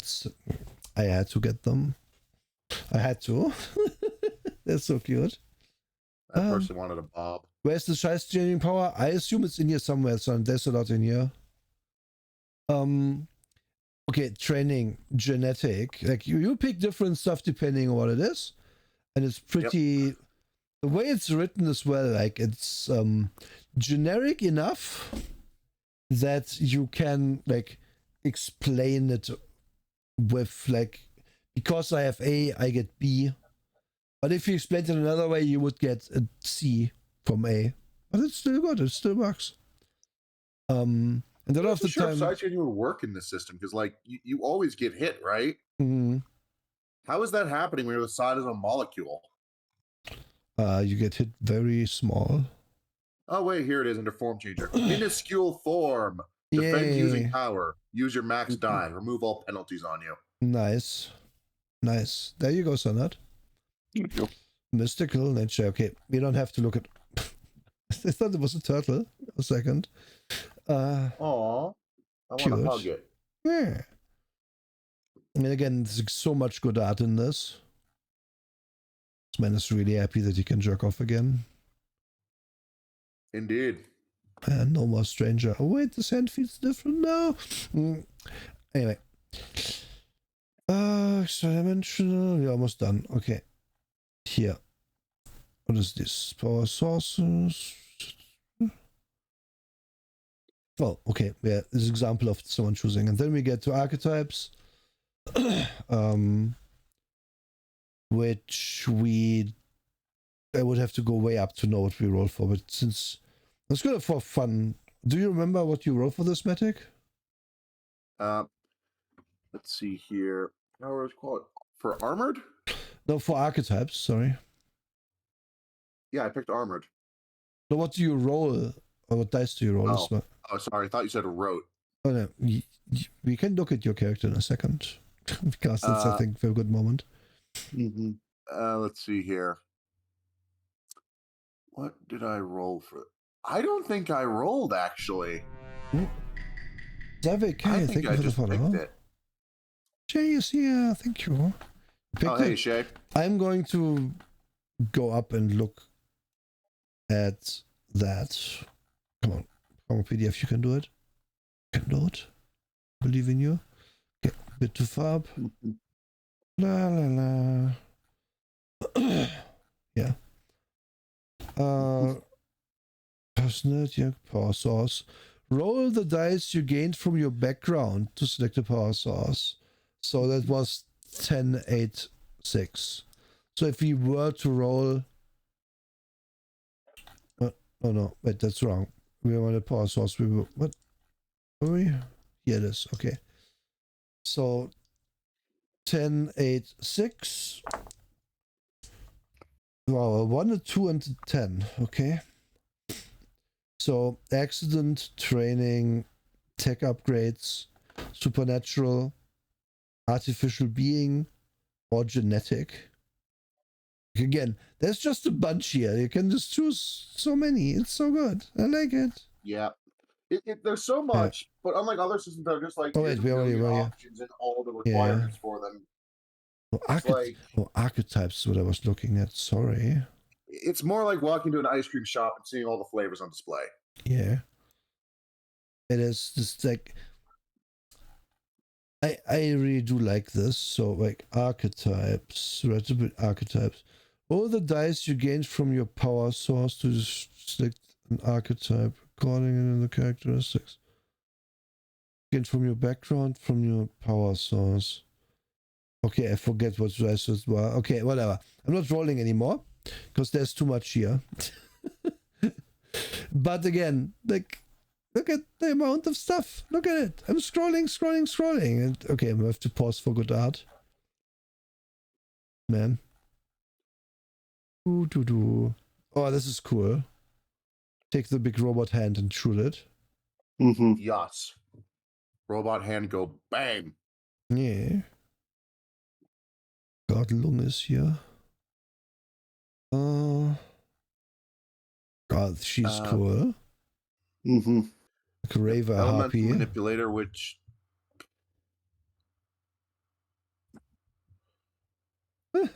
in yes, theory is what I should have gone with, but I felt armored fit what I wanted better. Yeah. Again, like, I just want to point out, like, again, like, how much is here? How many fucking... Ooh. I like this. Ooh, it's like... Oh, I'm mutating into a demon. Except it's the supernatural. Yeah. It's good. Oh, wait, go back to Minion Maker. Just like to point out that the art for that is literally just Pokemon. Oh, Minion Maker? It's 14. Oh, 14. Thank you. Is this Pokemon? The other one. Up.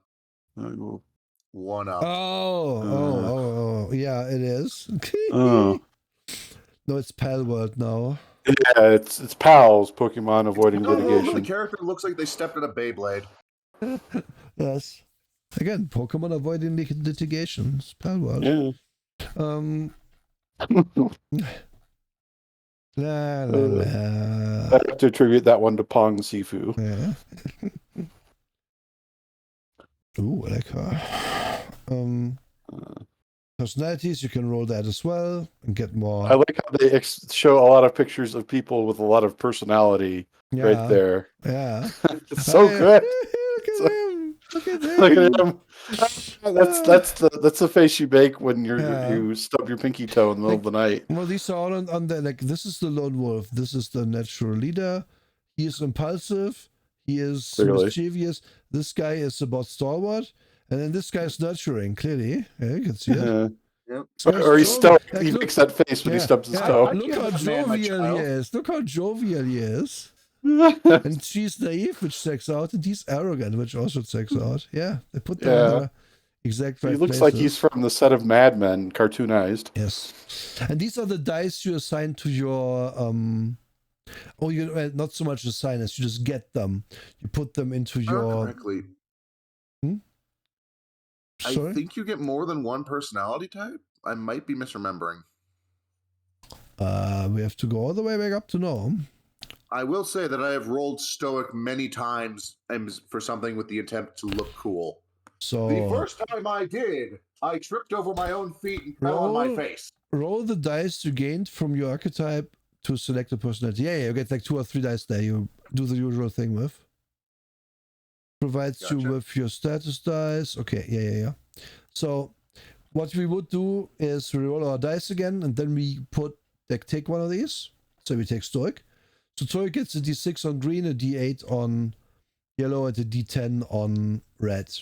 So functions better as things get worse. Nurturing just hulks out when things get the most dire, but is at kind of lower, which I really enjoy. And then cheerful gets debuffed if she's in the red, which is oof. I like that the archetypes that are maybe like, it's balanced usually. Like if you take, you have either you have d8 and everything. Okay, mischievous actually kind of worse than sadistic. That's impulsive is like. Do they have the hero gains? Take 1 damage, reroll the dice pool. Oh yeah, so you get abilities from it too, because then stronger abilities mean you get worse dice. Yeah, that makes sense. Right. Oh god, there's a lot. Like for this being a very simple system, there's a lot of choices to make, and I like that too. And then you have red abilities, which is just a bunch of them, and they're the most powerful stuff you have, which you use when shit hits the fan. And then you can retcon. Yep. You're almost done, but maybe there's something that's not quite right. That's what the retcon comic parlance for retroactive continuity is for. Also known as the Clone Saga. Yes. Tweaking a hero's origin story in a subtle way. For you as the creator of the hero, you can do one of the following things. Swap any 2 dice within your powers. Swap any 2 dice within your qualities. Choose a different power or quality used in one of your abilities. Add any d6 power or quality from any category to your stuff. Increase your red status die by 1 size to a maximum of d12. Change either of your principles to any other principle or gain an extra red ability as described in step 5. Very nice. Yep. You can do one thing. So you have to choose. You have to pick one of these, and you can like add a freebie in, change something about your character you want. Side note, scroll down to the art. I utterly adore Future Cowboy. Yes. Yeah, like this is what McCree should have been like. Hell yeah, McCree should have gotten a horse. Yeah, a horse, have a whole robot arm, everything. Yep. And then you roll your dice for health.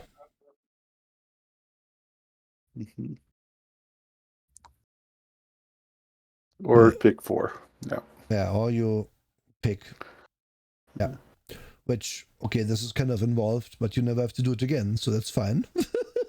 Yeah, like there are other systems that do this every level. This, no, do it once, so that's okay. Yeah, like one of the other systems I suggested that Nero shot down, Bionicle system. The leveling up is painful. Yeah, a lot of that system sounded painful to someone who has no knowledge of Bionicle. Please don't cancel me. It's not even no knowledge of Bionicle. It's like figuring out, okay, so do I need... So what do I put into the algebraic equation this level? How many points do I have to work with? Yeah. Ruth, I need to remind myself because it's been a couple sessions. Yeah. Also, I just noticed you take a lot of maximum values. So a lot of these you don't even roll. Like You get 8 plus the maximum value of a red die. So it's like, say, for D8, so it's already at 16. Maximum value of any one of your athletic powers. If it's another D8, I'm at 24. And then you roll another D8. So you mostly get HP from what you picked, and you will likely not be super low. But you could be. Yeah, then finishing touches. We do the housekeeping. Scrap it more, but you can. Oh, I like the different take on the cowboy too. Horse is a unicorn. Was it a unicorn the other one? No. Maybe it has a horn that it deploys when we move into Red Crisis. Oh god, yeah, deployable horn, of course. Yeah, like that's why I love the system. It sets you up for that kind of thing. It sets you up for Superman saying, "I've had enough shit," and then bodying somebody through the Sears Tower. Yeah. Not the Sears Tower. And then we get more information. They give us, what is this? To write your own quality to describe your hero. This high concept. Oh yeah, you write. Yeah. You write your story, backstory, of course. You have to do that. And then you get a bunch of principles. Blah blah blah blah blah. There's so much here, but it's all just stuff and choices, which is great. None of this is, well, derive your dependence rating from your stats. No, they don't care, and it's good that they don't.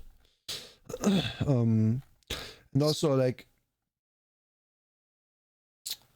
the category stuff is nice. Like, a lot of stuff is like ideals: order, liberty, justice, honor, hero, and great power. All in ideals characters, zealot as well, and then identity is the wrong responsibility and so on. Like it's good. It's just nice. You just infer stuff that makes sense. And he has a lot of abilities, like a lot, which we are not all reading. Principle of Flora, principle of the inner demon, principle of the time traveler. Yes, and then they explain principle of the gearhead. The advancement thing. You have your issues, and you put them into a collection eventually, and then you can change heroes. To be perfectly frank, Waggly Mermaid, you could probably make a mermaid if you wanted to. Yes, you could totally. You could absolutely make him. I could very easily see you be able to make a merm character in this. It's not even a question. There's a whole category for. No, there's like 10 different categories that would allow you to either become a merm, have always been a merm, or whatever in between you want it to be. Like you could turn into a merm on a full moon because you were bitten by a werewolf in your history. You were bitten by a magic trout that usually grants wishes, but it was feeling like kind of a dick that day. Yep.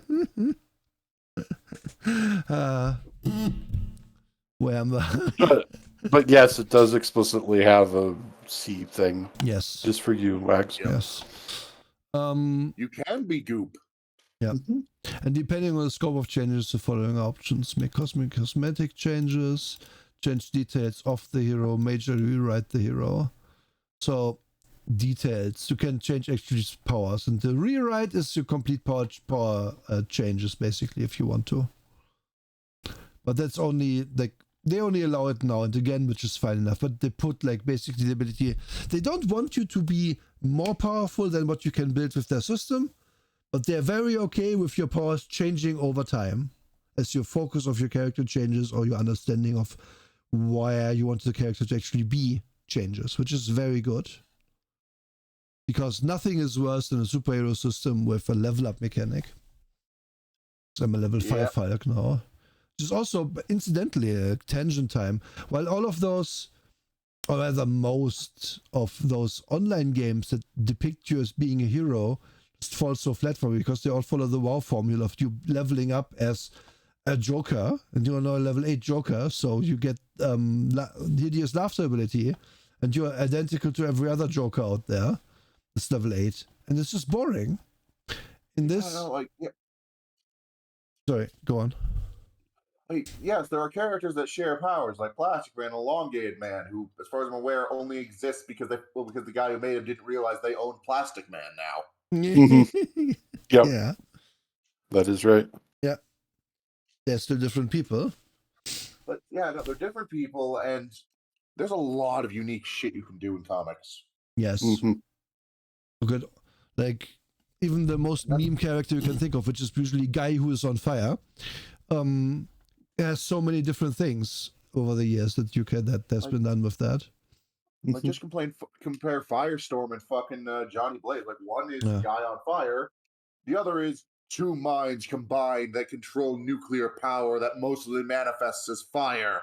Yes. Yeah. Huge difference. Yeah. Yeah.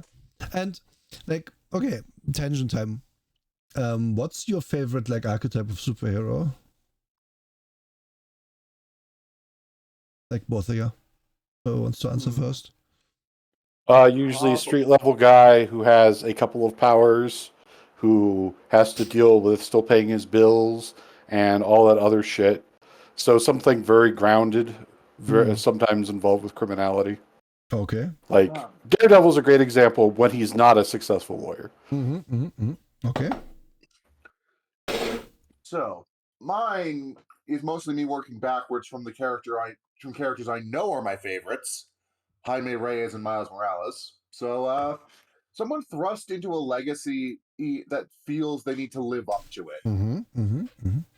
It's somebody who has big shoes to fill and ultimately doesn't feel they're that special, but at the end of the day, is a definitively good person who's just in a bit over their head. But they're figuring things out.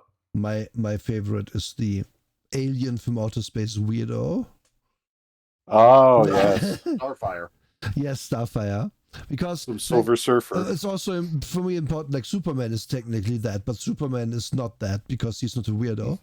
They should be he's weird. not a weirdo. No, he had a very good upbringing. And ideally, they should be like unused to the customs of the place they're now in, and do. And it's a good opportunity to have fun moments. That's why I like it the most. I was wrong. I need to change my answer. Okay. Doom Patrol, perfect example. All of the misfits the in that show. Weirdos, the dredges, the people that most people would fear, but still do the right thing. The X-Men. Yeah. Well, so the reason why I say Doom Patrol but not X-Men is because all of the characters on Doom Patrol are like the more grotesque variety of that. Like this guy's literally a brain in a robot, whereas X-Men usually didn't quite go that far, except like when they wanted to shock somebody. But on Doom Patrol, that's a standard character. Yep. Oh yeah. And I guess, as I said, Mitchell, and to get back into this, all of that's super possible here, obviously, like everything we have mentioned, plus things Chad has mentioned, all super possible. No, you can ask first. God. Ooh, okay, I have to linger on this page for a second. For reasons. Reasons. Do you have to go back? Right, this is the one that comes up right before moderating. Yeah. She's a mod. She's a mod. She can moderate me any day. Yeah, she could be anybody's Discord moderator. But before we jump into that, let's look at your character, Matic. I know I downloaded this sheet. Where did I put it? Oh, this is just the wrong play. Here, rulebook. Here, hero sheet. There we go. Okay, so here we have Gale Force, who is a 21 F, 5'8", gray eyes, white haired, pale skinned, slim build character, who is a blank slate background, experiment power, archetype, armored, personality, stoic. Okay, before I do everything, tell us about your character, please. So I based this off some art I saw once a while ago that I vaguely recalled. And thought, this is a very good wind-based character. So you might be wondering how someone who's showing so much skin falls under armored. There is an answer to that, and it's why I love this system so much, because it's not like, oh, well, you need to wear armor, or you need unarmored defense specifically to get around wearing armor. So that was a fun deal. Getting off track. Anyway. So yeah, no, principles are principle of amnesia. I don't remember shit. It would, because blank slate, obviously. Yeah. Principle of whispers. I have a voice in my head because Ooh. blank slate doesn't Mhm. mean a completely empty past. Of course not. So this actually ties. That says hello. So this ties into something we discussed at the start of the stream when we were talking about how you can discuss stuff with the DM to set up plot points. Mm-hmm. In this case, an antagonistic organization created my character, and we're not entirely sure how she wound up where she is now, but we repeatedly run into incursions by various agents of theirs with elemental powers that normally just steal a MacGuffin and fuck off after the main event. With the intent of eventually this is all going to blow up in our faces. Yeah, that's how it goes. Yeah. Interesting. So okay. So this is the character and now let's look at their mechanics. So you have a D10 in weather. Yep, which I have flavored entirely as just wind control, aerokinesis. Makes sense. Okay. And you have a D8 in momentum. That I guess means, is that movement? No. It is. You have weight and behind your movement. You're the juggernaut. I see. Which mostly just amounts to I'm using wind to throw myself around. Like I said, wind. Yeah. A lot of wind. Yeah. And Sonic, I guess the same thing. You can shoot like lightning, thunder, and leaping. No, that is because sound is just vibrations in the air. Oh, see, yeah, see, we already made two different characters. Yeah, immediately. Nice. And leaping because my calves are fine. Understandable. And then you have alertness, acrobatics, and remain stone phase. That seems like not in, this is only 2. Is that normal? I feel the example character at 4. Something will translate. The amount of quality. One moment. Hang on, my roommate's calling me. I gotta go back. My food just arrived. Okay. All right. Sounds good. Anyway, we can see here Yes, I ordered food. I was hungry. Because they are, what was it, stoic, they get more dangerous as the situation worsens. Stuff like I that. will tell you immediately, the Roll20 has a very extremely dramatically well integrated sheet. Nice. To the point where, okay, so I know that I have my moments where I'm like, man, I want to run this game, but I don't know if I should because I can't find a good sheet for it. For 5 seconds, and Nura is back to looking at the pretty lady. Yeah, sorry. I have to give chat what they also want. Yeah, exactly. Anyway. So what were you asking again? The qualities. I thought you got the example character is 4, and I think you should get more than 2 question mark, or is this just... Yeah, that's just what I wound up with. Okay. I guess it depends what you roll, you get fewer qualities. But yep. I guess, I say that's not many, but between alertness and acrobatics, you can have a lot of leeway in getting a die out of these. Like in a fighting situation, acrobatics is always going to help you basically to alertness, so is alertness. So it is not hard to have that D8 apply at all. It is not. Yeah. Same for alertness, same for remain stone face, just in the grounds of I'm stoic, ergo I'm cool. It doesn't have a die. It remain.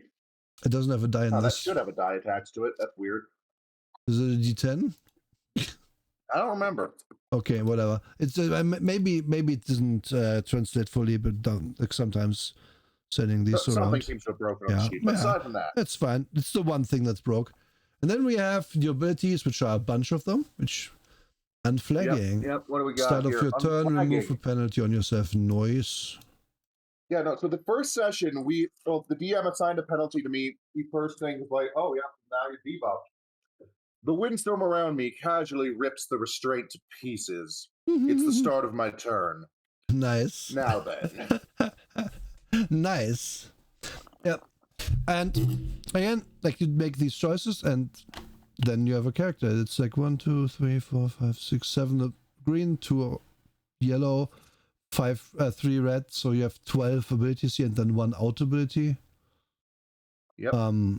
Yeah. Yeah, no, like, the ult abilities are really good. Like, infinite reactions, and one of my reactions is just I reduce the damage on someone else, Mm. and then a minion takes any damage that wasn't reduced. Yeah. You have to. I've never actually used it fully because every single time I've reduced the damage to 0. Yeah, that's. Yeah, like I do enjoy it because you pick or like get settled with a bunch of powers, and these are powerful within the system. Like push your limits. You have no limit to the amount of reactions you can take. Instantly super strong. You've never have to defend. Each time you use a reaction after the first one, each turn take one irreducible damage or take a minor twist. Like that's not that much damage. That is super strong. Clearly. That's pretty good. And the minor twist actually works with misdirection because the lower I roll, the less I defend, the more damage I'm throwing into a minion. Yeah, exactly. Like you have to plan together. If you plan together, you can be quite powerful in this. Because misdirection, a nearby hero in yellow or red zone would take damage. Defend against that damage by rolling a single sonic die. Then redirect any remaining. Can we? It doesn't quite. Summon allies is amazing because it's just like I have 6 people, every single one of them is attacking with weather. Yeah. Dealing damage to a nearby minion of each. Yeah, that's true. Any remaining. Oh, you lower the damage. So wait, this means you completely ignore the attack and you damage someone for free. That's crazy. Pretty much. Yeah. Breaks the game, you would say. Yeah, it does, because the superheroes. And all this is supposed to be like, oh, you're a big armored tank, but because the system's so loose with what you can do, all of it's been characterized as I just have a massive swirl of wind around me. Yeah. Yeah. I love it. It's great. It's honestly great. Really good. This is okay. Attention time. It's only going to be a short one. I tried to run a superhero game once with Fate, and it didn't work. Because Fate actually, as much as that should work, because you just define your aspects, right? Then you have like the aspect of wind around me at all times. For example, as to stick with this, and what does that do? Well, basically a lot of things. Okay, cool. And in Fate, if do superheroes, it ends up being that you just always end up using your ability because it just always applies. Because as a superhero power, of course, it would apply a lot, making that system cookie cutter and boring that way. So, that's one of the things, in my opinion, Fate is real bad at, and why I never really started that game off the ground properly back in the day. But in this, from the same information, since you tie it to actions in the economy of the game that are more explicit, it ends up working a lot better, because yes, you can defend everybody, but if the problem you are facing is that Dr. Insano is going to use the ass to ass rate to sue the president ass to ass with the prime minister, then defending against that isn't applicable. I'm eating at the moment. I'm sorry. It is the dumbest thing I could think of, so I said it. It's perfect, though.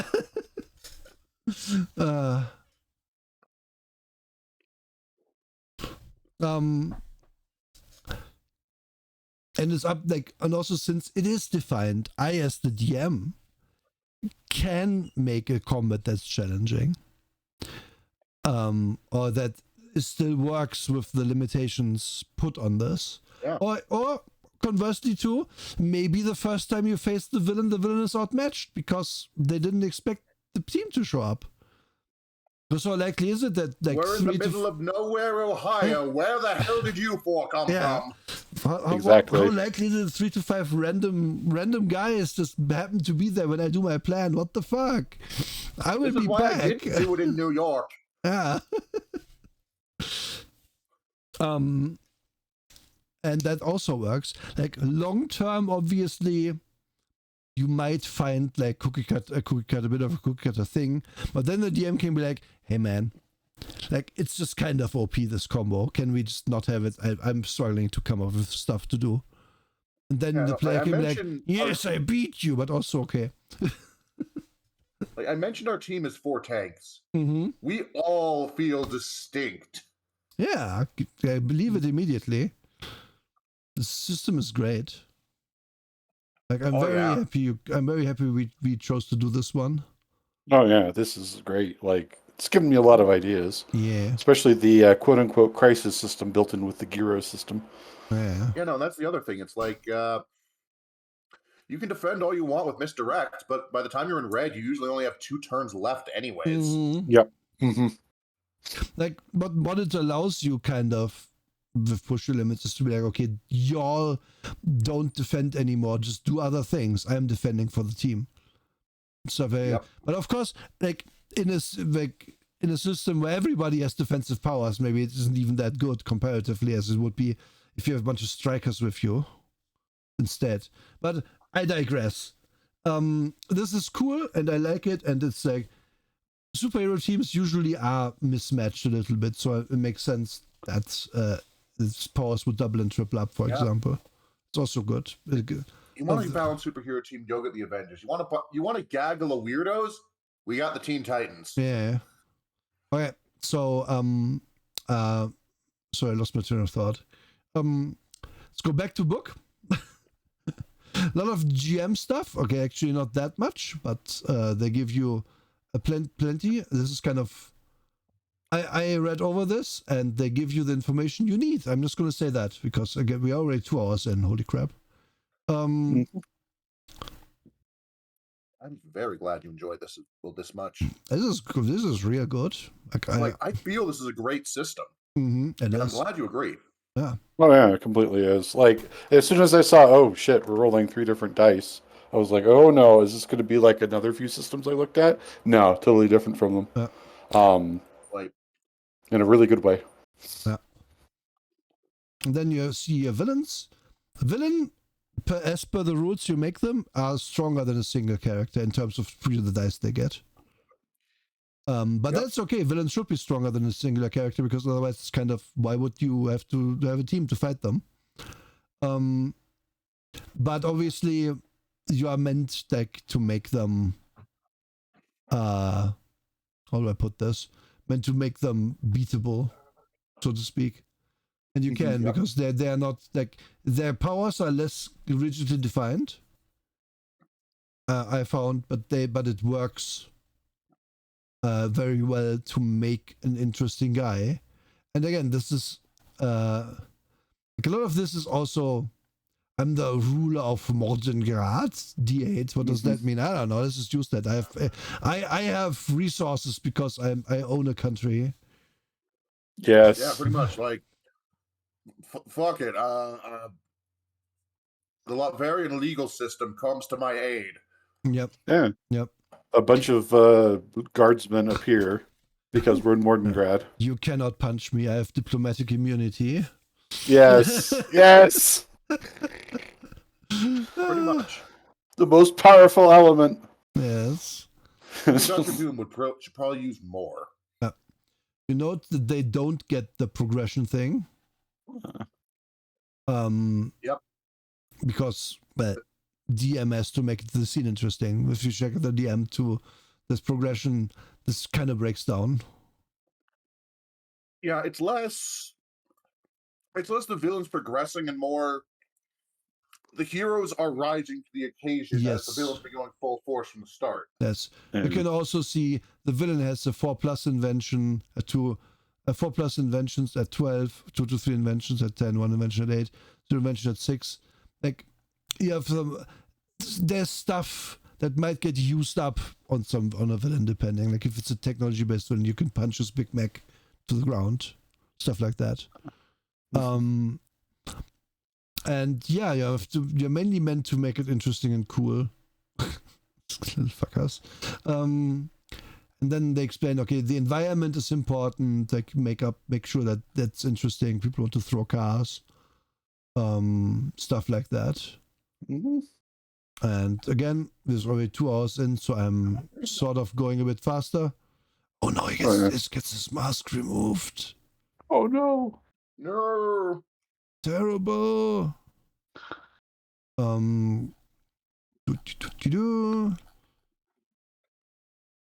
I do wonder, like, you get your mask taken off, and at which point the villain just stares at you and goes, Who the fuck are you? Yeah, exactly. So that's why the conceit of villains not bothering to demask people kind of works. Like, because why would I know this guy?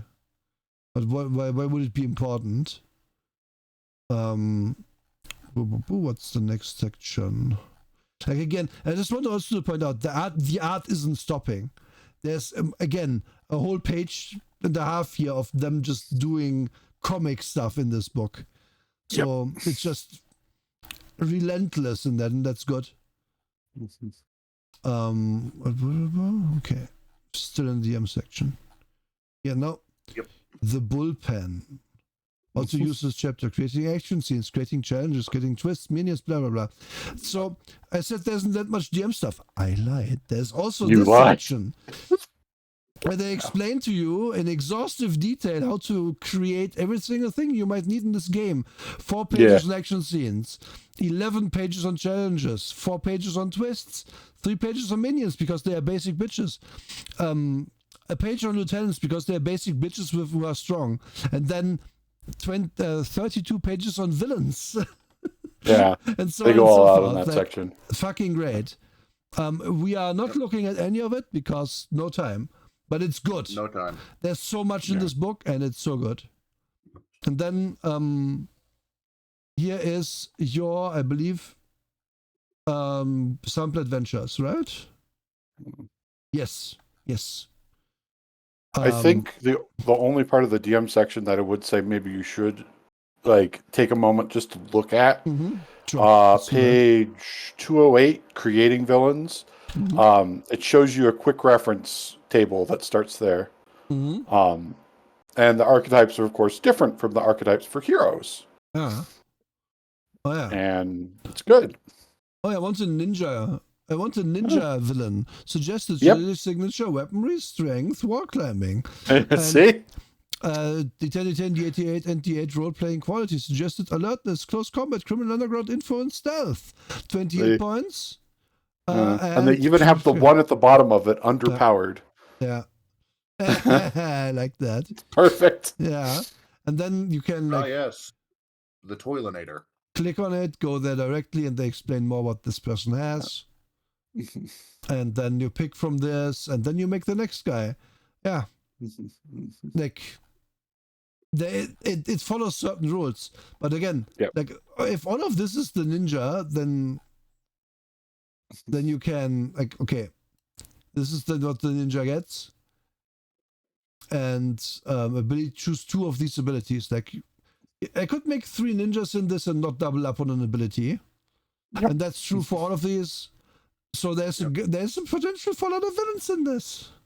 That's why I wanted to point it out. Is like, yes, you do use the same. I picked these keywords to build this character. Yeah. But even within that keyword, you got so many different possibilities. Yes.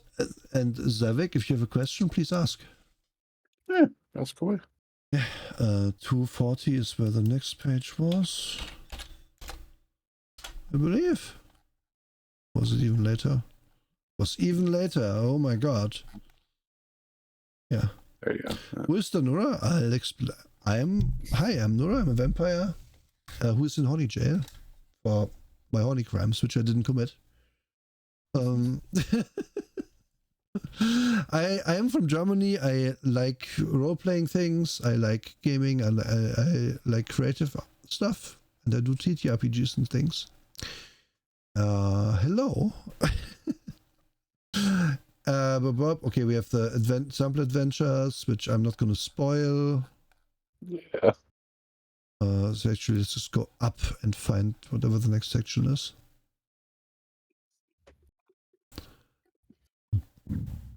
I will say, the PDF of this is already the version we made smaller in terms of size. It is a very chunky book because of all the art. Yep. Extremely huge. Um, I tried to send you a compressed version, and I yeah, couldn't compress it enough. Had to That's Google true. Drive that shit. Trake did compression pass on it, and this is now loadable on stream without me going insane waiting for it to load. I mean, 80% smaller. Yeah. But I wanted to preserve the artwork and make sure the text didn't go blurry on us. Yeah. And then they have example characters here, a bunch of them. With whole bunch of them. With like whole pages of background write up and stuff. I like that this middle-aged dad is just a hero. I like that a lot. Yes, like that was my favorite part of Mystery Men was just the shoveler's just some dad. Yeah. And this is good. Because here's your example lineup of guys. The guys you could actually just play because we made them by the rules. I checked. At least for one of them. She's a ninja, she's cool. She is also working in an office, I guess. Yeah. Like all good ninjas do. And here we have Bunker, who is a man with a big armor. Who in his personal life is just basically Iron Man, yeah. Tachyon is next. She runs fast. She's a scientist. He is Absolute Zero, who is probably an Iceman. Yes, I was correct. What a surprise. And so on and so forth. Like, he's about... Is the cowboy a character? Oh, he isn't. What a shame. Like, this didn't have to be here, but it's good that it is here. Because just, here's some ideas. Like, here's what you could write. And here's, like, ideas to come up with, which are, okay, not all of them are the most original ideas. Like, I'm Iron Man. Okay, cool. Yeah, I kind of saw that before, but still works. Like, never be afraid to steal for your stuff if it works well for you and you change it slightly. You heard it here first, folks. Yeah. Theft is encouraged. Theft is encouraged, especially from corporations. So many pages of heroes with again gorgeous art. There's another guy. Oh, here's Mutero. He's a supernatural form changer guy who is from Mexico, which explains that. Ooh. Wait, when did this book come out? 2020, I think. Okay, so it might have been inspired by Overwatch then. Okay. Look. God, I hope not. But this one aspect of it, this one size. Yep, 2020. I think Overwatch also was inspired by something with the glowing tattoos. Just reminded me of that. And this guy is probably a villain. I'm not gonna assume, but Period. yeah, I think he might be a villain. I think Anobi is a villain because he has minions. Archetype Overlord. Yeah, that's a villain. I mean, come on. It doesn't have to be a villain. It could be a nice overlord. Maybe make some good point. Nah, I'm not going to continue down that path. Yeah, here's villains too, because obviously we also have to give examples of villains. Oh, it's just an alien weirdo. I love it. Drake, I just saw the meme you posted in the planning DM. Yeah. Yep. I have a tradition of doing a few. Yes, Drake. We're going to look at Drake memes soon, folks. Hot Licks, that's a good name. Blister. Blister. Where did I see Hot Licks? What was that? I'm sure. Wait, I just read that. I'm stupid. Oh, is she a... No, she's a villain still. Oh, here, Hot Licks qualities. I love it. You see how you make your fire person interesting. He just has a guitar that's on fire. Yeah. And again, bunches and bunches of stuff. This is my favorite hero. He's Druge. He's a vampire. He's a good guy. Look at him. Ignore that there's other villains in the scene. Like, no, ignore it. Like, he's not a villain. He's a good guy. That's not blood. That's ketchup. Yeah, he works out. Like here, you see him help somebody who's bleeding. You need to apply pressure to the wound, I hear. Wait, okay, why is the Russian guy evil? What? No. He looks okay. So I will be objective here. It looks like they wanted to do mechanical Stukov. Yeah, I think this is cybernetic Stalin. I think is the big mustache. Cyber Stalin. Oh no. Yeah, I mean, this is silver and golden age. That was during the Cold War. Yeah, I guess. Must crush capitalism. What if my campaign is set in Mother Russia? Huh? What then? Well, she is tall. I'm not sure you could set the whole campaign inside her, but we are all small. He is Mecha Stalin. I knew it. Alias Joseph Stalin question mark. This is okay. I love it because this is just like Red Alert 2 levels of stupid. Yes. Mecha Stalin. It's not some parody. It's just fucking Mecha Stalin. Yeah. That's it. You know. See, that was part of the advantage of them going, nah, we're going to do Silver Age, because it just, you see what you get. Yeah. You get stupid shit, and it's great. Yeah, you get this. You get Mecha get Stalin's head in a jar. Yeah, give it to me. The proletariat. Fighting with hammer and sickle. Yes, clones, of course. It's amazing. Yeah, see, that's really good. Oh, God. That's really good. I want, like, honestly, I want to play a campaign of these people. Iron Curtain. Fuck yeah. Fuck yeah, I love her. It's like a character I'd play. And then we have Marrow Man. There I'm less sure of the connotation. What? No. He's Mark's man. Oh, with an X. Yes. Oh my God, that's not that. I didn't understand that at all. He's Mark's man. Yes. But he's just a sniper. Okay. Yeah. Okay. Well, yeah, it's an homage to, like, you know, that movie Enemy at the Gates and all that. I guess. Yeah. He's a sniper, and I assume that means that he just points at something, and then that something needs to get the hell behind They cover. absolutely rescued this character by redacting his shit. He said, 1963 Dallas, so he shot Kennedy. Yes! Yes! It's good. It's really good. Oh, God, that's so fucking good. There was no grassy knoll. I am the grassy knoll. Yeah, you didn't see any gnolls here. It was all goblins who did it. Slaughterhouse 6. Oh God, yeah. Is that a fucking reference? The word? Is it? Hopefully, that's a big hippo man. Let's see what his name is. Let's see. Okay, we have Glamour. Okay, who I like because she has a good outfit and she has no face. So loses biography. It looks like she powers up the more penalties the heroes are dealing with. Used to be a hero. Oh, Desert Eagle. Desert Eagle. God, that's so corny. I love these days. Big lasers. Revolt. No, it's not. It's clearly not an homage. It's just hippo. They're clearly meant to be silly.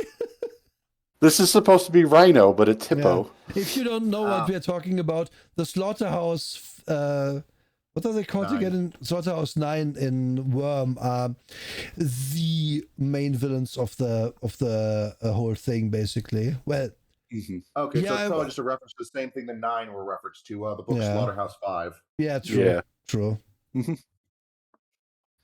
Probably yes, but these guys are sillier. Also the Sinister Six. The Slaughterhouse 9 are fucking terrifying. Like, there's literally every aspect of them is the worst in that story. I'm not gonna spoil it. Let's just say if the guy who can tank an atomic explosion and just get off on it is the most he's not the least threatening guy on the team, but like this is the guy you can relate to the most. Then there. yeah, he's the guy you can relate to the most in that team, and that's kind of scary. He just wants to feel again, and unfortunately, Yeah, he's so good at adapting, he can't really do that very yeah, often. yeah, He's also a psychopath. yeah. I mean, they all are. It's a requirement Yeah. to successful entry. Yes, minions. They give us examples of that too. Just like real quick, like minion basically has a D10, has a description, has one ability if that, and then they have tactics that they use. Here's Blade Battalion. It's a collision lieutenant. For D8 only though. Wow. And then you convert. Yeah, because his special abilities are pretty good. Yeah. Yeah, but that means gain +1 to their save rolls. Yeah, cool. Yeah. Never bet battalion commander rolls to save roll. Also use that roll as an attack against a nearby foe if there are any. Ooh, cool. And then he has all his troopers. Like this is basically Cobra Commander. Oh man. Drones, devices. Like they don't leave you hanging with the stuff. That's so good. Flesh children. Yeah. Mean streets, tough guy. Like it's kind of weird that these guys would be D8s. Like this overrated guy would be a D8 guy enemy. But yeah, like I guess sure. It's a bit on Honestly, your team. I hear everything about this system. Hmm. You can probably stretch it to run any kind of campaign you want if you Oh, really try. totally, yeah, totally. That's one of the things I say is a bit I wouldn't know how to begin to change the system is currently my issue with the idea of that. Because there's basically a very simple dice system which I wouldn't change. And then so I would have to write a lot of stuff. Yeah, it puts a big onus on you to write a lot of stuff. Like, let's say you sat down, you're like, okay, I had an aberrant campaign, which was the White Wolf D10 storyteller-ish. It's not quite storyteller, but it's close enough. System for superheroes. I had fun running games in that, but I had even more fun running games in Scion, where you pick some sort of deity to be the descendant of. That fits well into this too, because it's a superpowered thing. Except instead, you'd be sitting down going, okay, you need to pick a god. Yes. Instead of one of the other things you normally pick. Yeah. So I think the way you would adapt it to your campaign would be to just more or less tell the players, hey, the tone of this is going to be akin to, I don't know, this story from Spider-Man. Like this arc. Exactly. Or this arc from Batman, or this from Superman. Like here, you should probably read those and then kind of come up with a guy you could see playing in that, and then we make, and then you run the system as written, but with those characters. That's how I would do that, basically, adapt it to stuff. Because again, writing your own abilities after all that's here, I wouldn't even know where to begin right now, or if I wasn't just doubling down on work, because these are pretty freeform. Like, why would I want to write a different attack ability if it's clearly already in here and it's gonna work with the system? Exactly. Right? Yeah. So what I'm getting at here is that this is another positive, because you don't have to write your own homebrew, really. I said you have to write a lot. Yeah, you would, but you don't really, because you just more or less limit the space of play a little bit, and you can have the story you want almost. Like if you want a gritty street level game, you just say, okay, supernatural stuff, like maybe it's in if you make it subtle, but you can't just be a weird alien. Like if you want to be a mutant, you have to be like the turtles live in the sewers, and it can't just be whatever you want and stuff like that. Like you just you just limit the space a little bit for your players, but not in a way that like smothers them, of course. Yep. Yeah. Okay, I've talked a lot. Still on minions. Holy crap. It's a very big book. We have established this. Yep. Mhm. And then they give you. And it deserves its weight too. Like Mhm. this could have, There's they a could have lot easily in gone the route of like Blades in the Dark and been like, no, Yeah. we're not going to give you much information. No, they give you everything and then some, which Yep. is what I need. And they give you the also like, oh, we are playing in the megalopolis. Well, here's some example twists for the situation. If your fight takes place in a it's a major twist. In the red Polmont, maybe plummeting monorail. A monorail car has been knocked loose from the tracks. Better save these fucking people. Like, this is comic, right? You can't just let them die. And then Oh no, you totally can. you At least the ones I read. yeah, okay. But You'd it's be still, surprised how many people die horribly in the original Transformers comics. but it's Silver Age in this case. They're supposed to try to save them. But yeah, like again, Yeah, we do need to kowtow to the Comics Code Authority. we kind of do. And this is also so good because examples go a long way towards making things understandable. Also here, we were saying it's Morgengrad. What is Morgengrad? Well, it's a location in Eastern Europe. Seeing how we are in the USSR times, this is probably behind the Iron Curtain. This guy gets to run it. Okay, wonderful.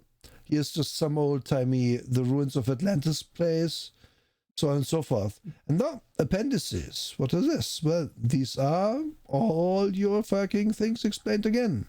But you can look them up here. Very nice. Character sheet for you to copy in both color and black and white. They're really putting the work in there.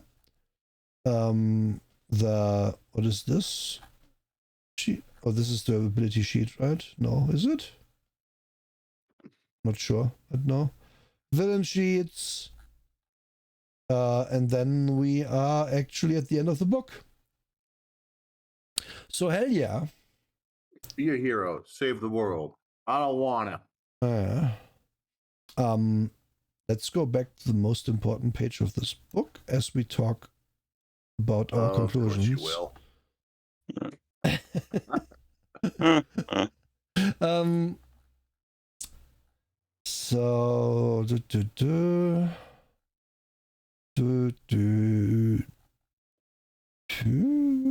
where is it? Yeah. You know, I'm so glad you adore this as much as I do.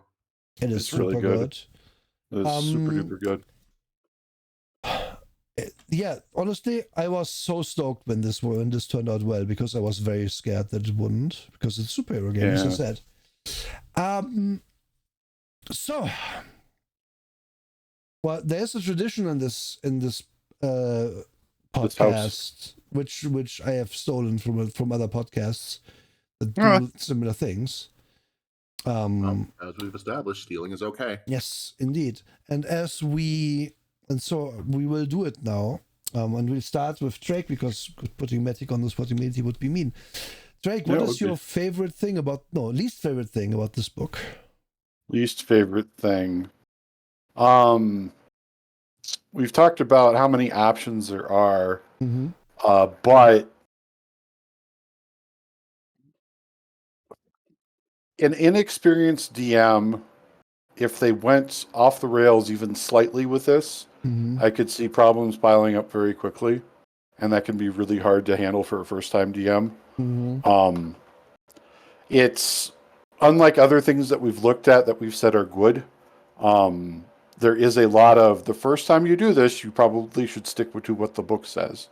I agree. Yes, that is a negative in terms of it's harder to just use it as a toolbox immediately for something else. But at the same time, I mean, that is the negative. I agree with that. I think the ideal thing to do would be to run like a few sessions of where the group's going to find each other and punch some villains and stop some plots, and then you can actually introduce like the larger overarching thing if you want to make it a campaign. Use the retcon system to retcon later. Exactly. Matic, what's your favorite thing? Least favorite thing, I'm so sorry. That is a good question because I love this system a lot. It's Yeah. Usually, this question puts you on the spot if it's a good system, which so that's a good sign in and of itself.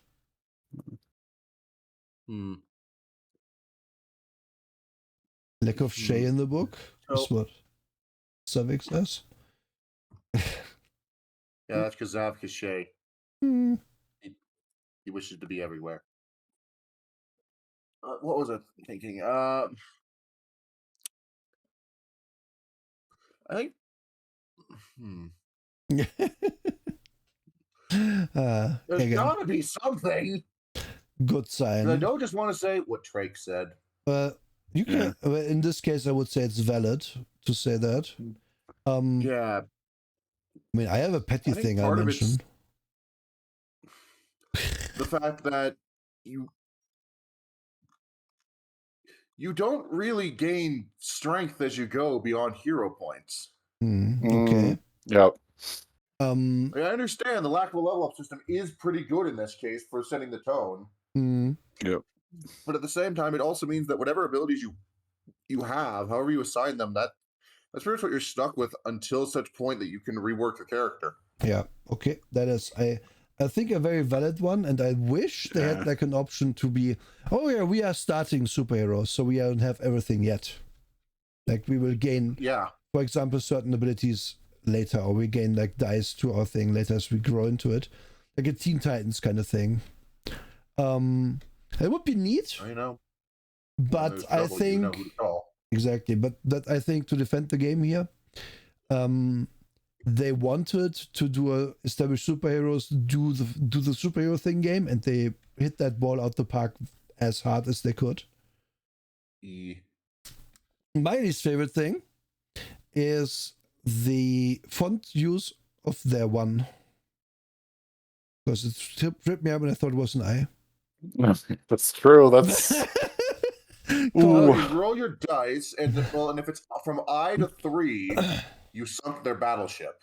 Yes. No, that's not really my least favorite thing. My least favorite thing is the one that I could overcome in short order, but to start, because the system is very, very different. Like, this is a system unlike others I've seen.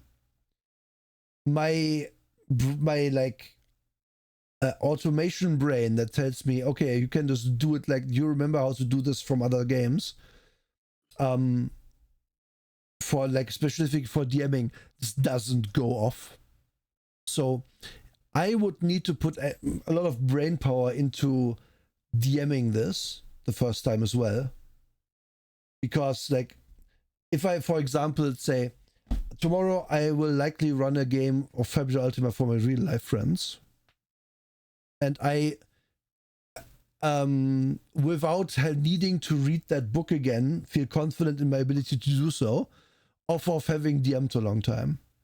Nice. I can't say the same thing for this game, because I am not, after reading like how it works, quite sure how to run it correctly. Because it's a very different system. But I think the system is overall good, but your buy-in, especially for the DM, is high. Because you do have to contend with 3 to 5 people's weird character and all their abilities, plus whatever your villains have and stuff, put it all in your head and then make it interesting. Because what I can easily see happen in this is that you forget that Bob has that one ability and then breaks the counter with it. Which isn't bad if it happens once, but if it happens a few times, then that kind of makes the story fall flat. And that's, I see it as a potential problem, but all I would need to do to avoid that problem is to actually sit down and commit all this to memory, which, yeah, it's just a tolas, because we just saw this book is a chunker. And because there's so much stuff in it, you run into the Shadowrun issue where it's just like, well, I stopped reading after I found the thing I wanted, So I never knew that the thing I wanted even more was 5 pages later. This is true. But yeah, these are not really so much big problems as they are just the buy-in is high. That's my issue with it. Yeah. Okay. Big ask. I agree. Yeah. And now, Drake, what's your favorite thing? So my favorite thing is just the fact that you can open this and you could read it cover to cover and you could understand it. This is the best. So, read a lot of modern games recently. Vampire 5th edition, Shadowrun 6th edition, so on and so forth. Most modern games have their head completely up their ass when it comes to actually like sitting down and giving examples. This game gives so many examples to the point where if you don't understand it by the time you're done, you were not reading it. You just were not. I think that this is very teachable. There's not a ton of core things to actually remember in terms of the dice system. Many other games have 50 things from the jump, but this is not. The core dice system is actually simpler than most. Yes. Even though you roll 3 separate dice, it's obvious where you get them from because, to reference Vampire and Shadowrun again, both of those say, well, it's plus skill. It's just that plus one more little step of a third thing. That's it. It's not hard. It's so good for that. It's so good at educating you. And it's the flip side and of what I holding just your hand. said. Yes. And it's the flip side of what I just said. Because yes, the system and stuff, it's that simple and that easy and that's good actually. It's like it's very elegant.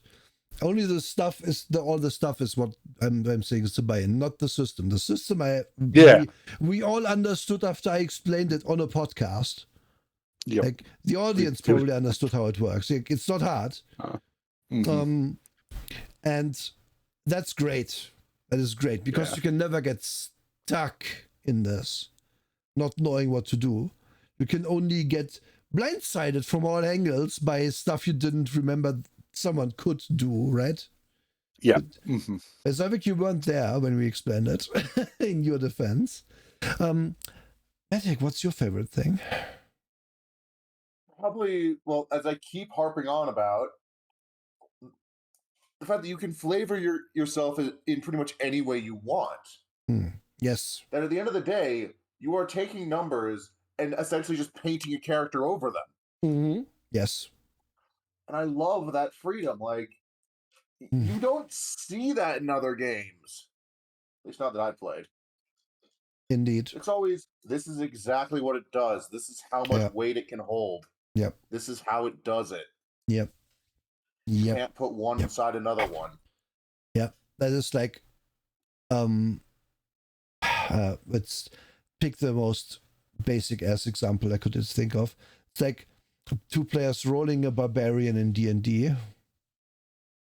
They're going to be identical in basically every aspect until they get to pick their special little ability at level 3, at which point they're still going to be identical because there's only one good choice. There's only one interesting thing I did with a barbarian ever. Decided she was a rich princess and unarmored defense meant I was wearing the fanciest dress. Hell yeah. That's already, like, perfect. That's already playing against type there, but you're only like narratively doing it. But in this, let's say I'm playing a rage-based hero of some kind who is very angry about crime, and then somebody else is playing a guy who has the exact same abilities for some reason. Like the dice just fell the exact same way, and they made the same choices. The chance that they are also exactly the same character is non-existent. Yeah, no, like the only way you get the same character is if you coordinate and you're the fucking Wonder Twins. Yeah. And even then you're probably like subtly different. Didn't you do another princess in the game that never took off? Asks Zavek. Yeah, Zavik. I've made a lot of princesses. But that one wasn't a princess. That one was a paladin of conquest who wanted to carve out her own kingdom. listen, if we are allowed to be princesses here in this house, it's fine. My favorite thing, and normally I would say that's a cop out to say, but no, it's just the fucking art. The art is gorgeous, and they really put their money where their mouth is with giving you a real cohesive look into the tone they want to have for the setting, and into every aspect of it with the art. Like legitimately, if I saw this book in a store and in a game store and leaf through it, I would be buying it off of the art because it's fucking amazing. Like even if the system sucked, I would sit here like, this is my favorite thing about it. Like system bad, but the art is great. Like you could use this art for so many things. And yeah, if I had to pick a mechanical thing, it is that the dice system is so dead simple that I can explain it in 5 minutes to anybody. Because that really helps. Because many a time a player will not remember their dice pool. So since it's always the same procedure here every single time to build your dice pool, it's very easy. And since in every other case it just says roll one die off of whatever thing to defend or to resist, it's so easy. Like, yeah, great, thank you. Right, I'm thinking. Yeah, no, I absolutely love playing this with one of you or both of you. I don't know. God, yeah, give me an 8th day of the week where I can do things. Yeah, that's the issue. That's how my life is too right now. But I'd run it. I'm very happy that we did this show, and this episode specific, because this show has now opened my eyes to a third game I want to play real bad. Let me know when you got time. And here's the thing. Here's the good thing about that. The first two games, sure, we haven't played either yet, but in both cases we are gonna soon. So give it like a year and change, then probably we're gonna have this running somehow. Cool. Especially, and this is another thing that I enjoy about this, and I must mention. You know that I like Shadowrun. Here, put it on the bingo card. I mentioned the name. And what I like about Shadowrun is that it is very much a, hey, Mike can't make it today. He's the DM normally. We are still 5 people. Can we do something? And then someone else is going to be like, yeah, I can run Shadowrun. I have an idea for a simple like run you can do. And then everyone gets to have fun role-playing for a few hours, playing a Shadowrun. Because the conceit of Shadowrun is a bunch of people get hired to do a cool crime. Nice. And this fills the exact same niche, but in a different way. Because what I would run this as, ideally for me personally, is one of those games where like we have the normal A game, which is the big campaign, which we have been playing. But then also, well, this week I don't feel like running the A game. I need to like a breather, or Valerie's out of town next week, so we can't do the campaign. So let's just run a game of Sentinels. So then you don't even have to have a single character. You can have like 5 characters prepped, and they'll be like, oh, it's a bank. We're stopping a bank heist. I think this character would be there.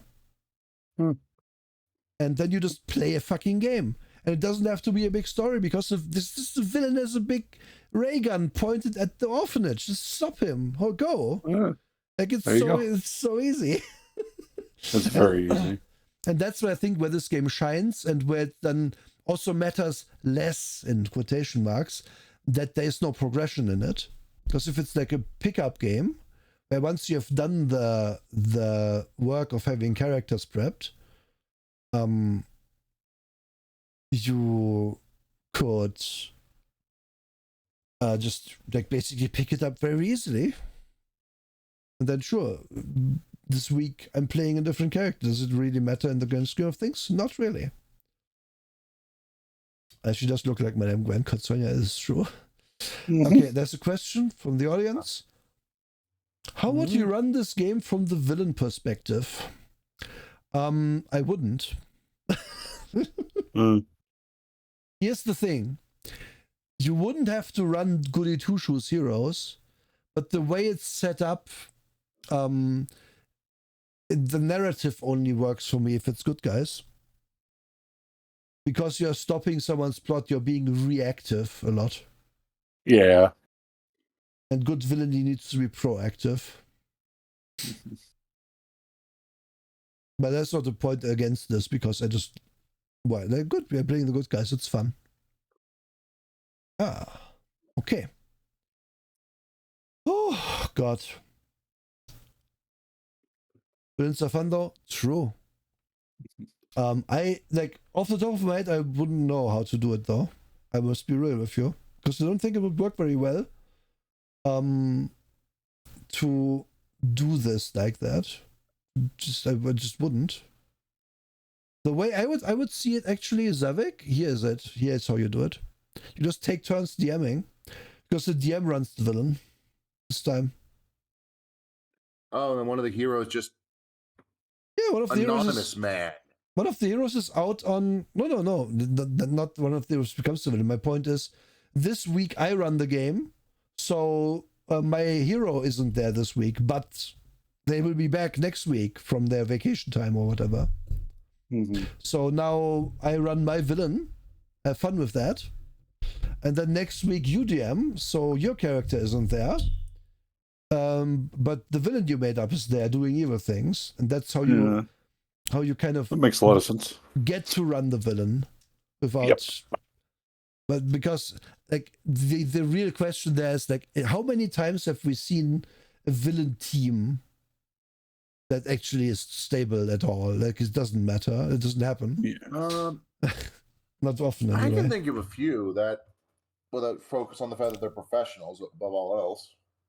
Yeah, I mean, but does it really fit the sort of villain that this book gives you? I don't think so. I would argue that group of Russians was pretty fucking stable altogether. Yeah, that's true. That is true. That's true. Yeah. I mean, there's a few different sources of media to draw from with regards to that. You could go a very Venture Brothers route, for example. I guess, yeah. Okay, there might be ways. I want to build a machine to kick his ass. Exactly.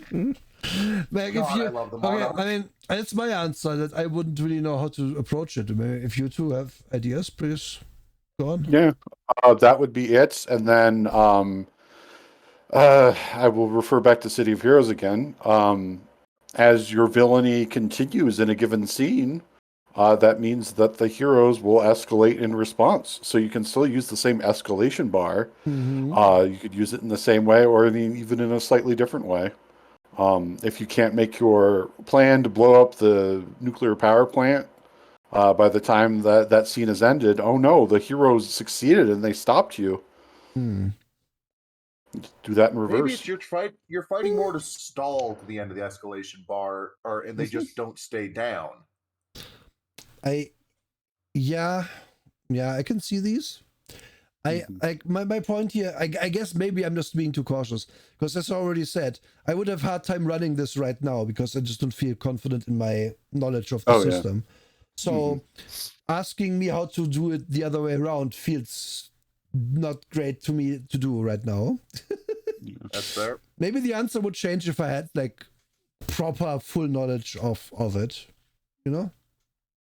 Because again, I understand the basic dice and what you do generally, but there's just so much stuff, and the interplay of all the stuff is just hard to pass. It does have that feeling of coming into an MMO 10 years after it's been out, and there's all these options. That is so true. That's how it feels reading it. You understand go and auto attack, go press button on bar, but you don't know. Does your elemental florist counter the geologist robot man? You don't know. Yeah. This ain't rock, paper, scissors. Nope. Right. Okay. Shane has broken the MP. Do you need more than that to break me? I'm just being realistic about my abilities. What was I doing? What was I saying? Right. Before anything else, are there any last thoughts, parting words about this? Because we're kind of winding it down, I think. Before we talk about ourselves, let's talk about the system one last time. So I pledged to you, Nura, that Mhm. if I do ever wind up running this for you, I promise to finish reading Worm first. Oh fuck! You're gonna. I also need to finish reading Worm. I got to the end of it, and I just kind of dropped off. I didn't know what the hell was happening anymore. What's the end of it for you? Like without spoilers. Something a helicopter going to recruit something that that by all rights should get them killed. That's. Is there a gold morning happening? Yeah, Gold Morning's happening. Okay. Well, yeah, gold morning is confusing, but it's on purpose. But yeah, you just need to read a little bit at the end. I had to look up what the hell was going on with the entities and all that. Oh, I looked them up after, and it's very well thought out. Anyway, we digress. Let us now look at memes. So let me make sure it's going there. This was a good game. I didn't have very many, but Fuck yeah, Dr. Insano is your first villain. of course. I would be super hard into this. The next one is amazing. But don't you need to get angry? That's my secret. Transformers a green ability. It just works so many ways.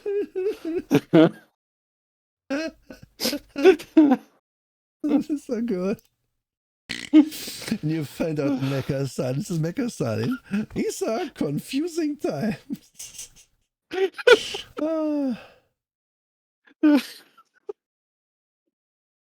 God. These are good. Sentinel Comics, Jim. You knew here my 9th Dummy Mummy superheroine character? Not exactly.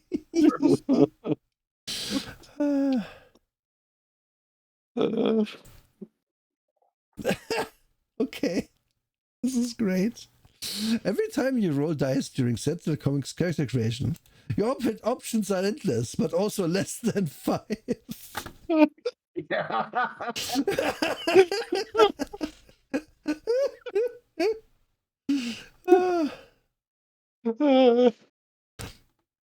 When you roll unremarkable background, oh no.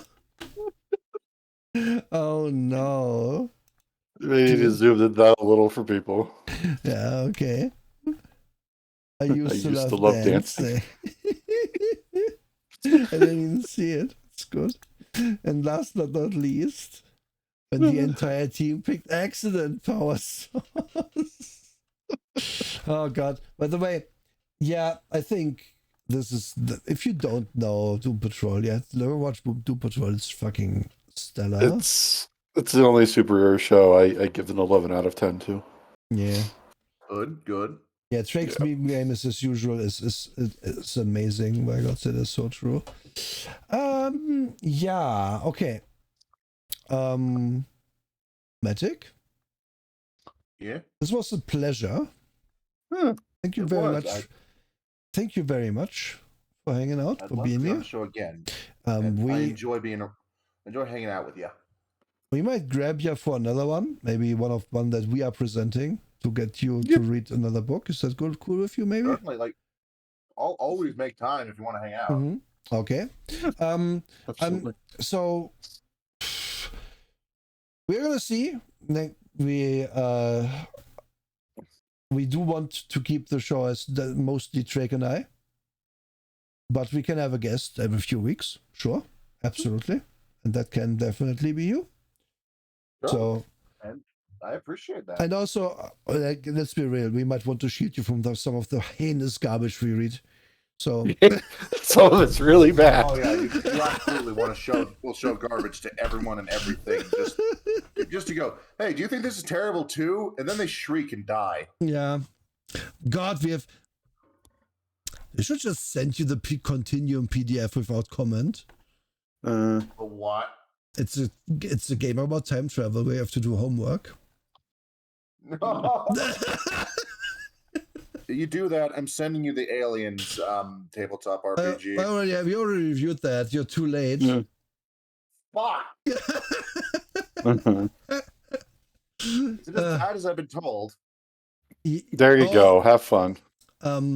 So the Aliens TTRPG is like, hey, here's lots of pages about aliens and how they kill you, and here's a lot of pages about space trucking, and here's a lot of pages about like the setting you didn't know existed, because the setting for aliens is actually kind of cool, and that's it. How do I run the game? I don't know.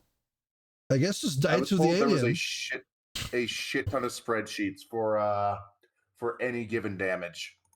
Yes. Yeah, but it doesn't even. It depends on the alien too. It doesn't even really matter, because the game is like, yeah, you should totally run a campaign in this, and I'm like, have you seen these movies? Like, everyone dies. Yeah. What kind of campaign is it when everybody is dead except for maybe one person? I like. And they die in the sequel anyway because, back to Ripley. Everyone else died in cryostasis. Yeah. Mm-hmm. Like, it fails on that. It's not terrible in terms of like presentation and stuff, but it fails as a game. Anyway, we already did that thing. So wait, whose turn is it to pick something, Jake? Is it mine or yours? I must admit, I do not remember. I'm not sure where we're at. Do you want to pick or do I pick? Sure, I could pick. Okay. I'm trying to remember what I've had on the back burner that I have not had us do yet. There was one we recently looked at that I would pick, but I forgot the name. Or the name. Let's see here. I want to do something that's not a Year Zero game because we've already kind of focused on that. Yeah. Man, let's see here. I'm going through my list. Or were we going to do a redo? We could do a review, yeah. Yeah. Because we had mentioned like Boot Hill plus something else. Yeah. Sounds good to me. Yeah, I think that's a good way to go. Yeah, let's do that. So next time, in 2 weeks' time, by the way, folks, we are doing Boot Hill plus one more game we'll have to decide on as a look back at episodes we no longer have available because our former third host imploded. Yes. I have a copy of Deadlands. We could get tear into that. Oh, versus because that fits perfectly. I have Deadlands physical copy somewhere in my house. I could. Yes. Depends which season, which thing will. I'll see if I can get the oldest edition. If not, I'll try to get before Savage Worlds edition. I think that's what I got. Okay, cool. That's in 2 weeks' time, which is in March. My brain is so fried. Mine is too. Holy shit! I'm so sorry. On the 23rd. Then we might do one the week after, or we might not do one because then on the 6th is my model review, my 3-year anniversary for streaming. Wow. Nice. Yeah. Did you say 5th? Third. Ah. I'm one of the Corona streamers who started then. So yeah, that's what's on the menu for this show. Mettik, do you have anything to plug? Any last words? Anything going on? I do. So most relevant, I tend to stream Tuesdays and Thursdays, but every other Thursday. So 2 Thursdays from now, we do a Lancer campaign. Ooh. It's a lot of fun. I have looked. My dice rolls are ridiculous, and they make the DM cry. It's great. I have looked at your game a little. I couldn't do full episode, sadly, but I've looked at how it plays, how it runs, how you do it. Seems very cool. Yeah. If the time zone ever permitted, I'd love to have you for a game that's streamed. I'm always down for that. I'm also in many games, so we'll have to look at Yeah, the see, future for that's that. the other problem. Yeah. You're doing a lot, and I don't I want to am. add to it at the moment. Well, there's time in our future, so we can find a way. Drake, do you have stuff to plug, to say? Yes, Young Blood Monday. More Yes. Vampire the Masquerade live play. Yeah, it's gonna be great. Other than that, that's the main thing. I mean, I technically got a new job, but it's technically the old job again. It's just I'm hired directly instead of working through somebody. So I am very busy lately, so I can't make any promises beyond that. And a couple of collabs. I know that we're doing a collab for Risk of Rain 2 on Tuesday. Yes, we are. You're right. Yep. Mm-hmm. We might not, because I had to strain to remember it too. we might not do that because they're most unclear if the fourth person can be there. Oh, okay, perfect. However, if not, we can do something else that time. Yeah, do something else. Helldivers, whatever. And yeah, also congrats on getting hired by that company. Thank you. Nice. Mm-hmm. For me, usual stuff. No stream tomorrow. Monday in Youngblood. Waggle's time before. And then there will be schedule out by then too. Shadowrun will not return next week because I need more time to prepare. We did do an off-stream planning session, which was very successful. Mm-hmm. That will return on the 20th. What the fuck is that then? 22nd, that Friday. Yeah, that Friday before the show. Yeah. That's more or less it. I thank you both for making this a great episode. This was very fun. Thank you for having me. And Mettik, thank you for showing me a very, very good game. I'm glad you like it so much. I'm not going to be shy with praise if I find a good system. And again, finding a good hero system, basically a unicorn. Whoever wrote this did real well. And yeah, good job. Yeah.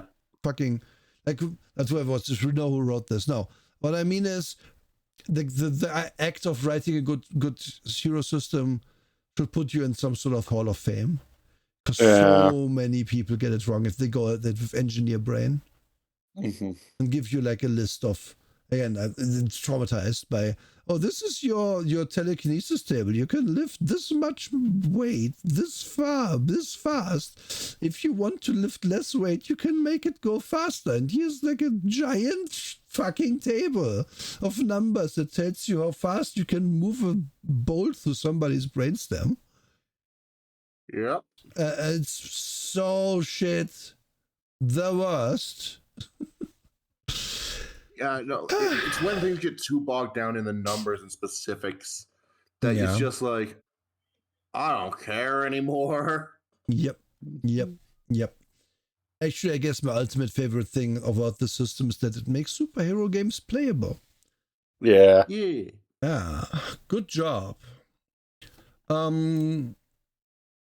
Mettik, you're usually not on this show, so do you have a rate target for us that we particularly should rate? For yours or whatever. The DM that's actually that's running the game I'm playing is online. Actually, hey, can you give me their name? Then we can rate them. Witch_Magnus. Okay, so to make sure this, I wrote it in our. I mean, the W and the M are capitalized, but yes. Okay. Because if you say which, it could also be the question, the form of a question, you know. Okay, I don't think the capitalization will matter, but I will be courteous. Boom. Right. So, folks, thanks for hanging out. Thanks for the great time. Yep. This was a good episode. I really enjoyed it. It's good to talk about good games. It's also fun sometimes to talk about terrible games. Next week, we're going to talk about a very old game that's good and a less old game that's good. So we are due for a real stinker again soon, I feel like. Yeah, we'll do stinkers soon. Okay. Thank you, everybody. And I'll just click the red button because my mouth is dying from talking so much. So, have a good one, and I'll see you all around. Bye-bye. Bye. Okay, we have rated, and now we are, as soon as I see the red actually hit, yeah,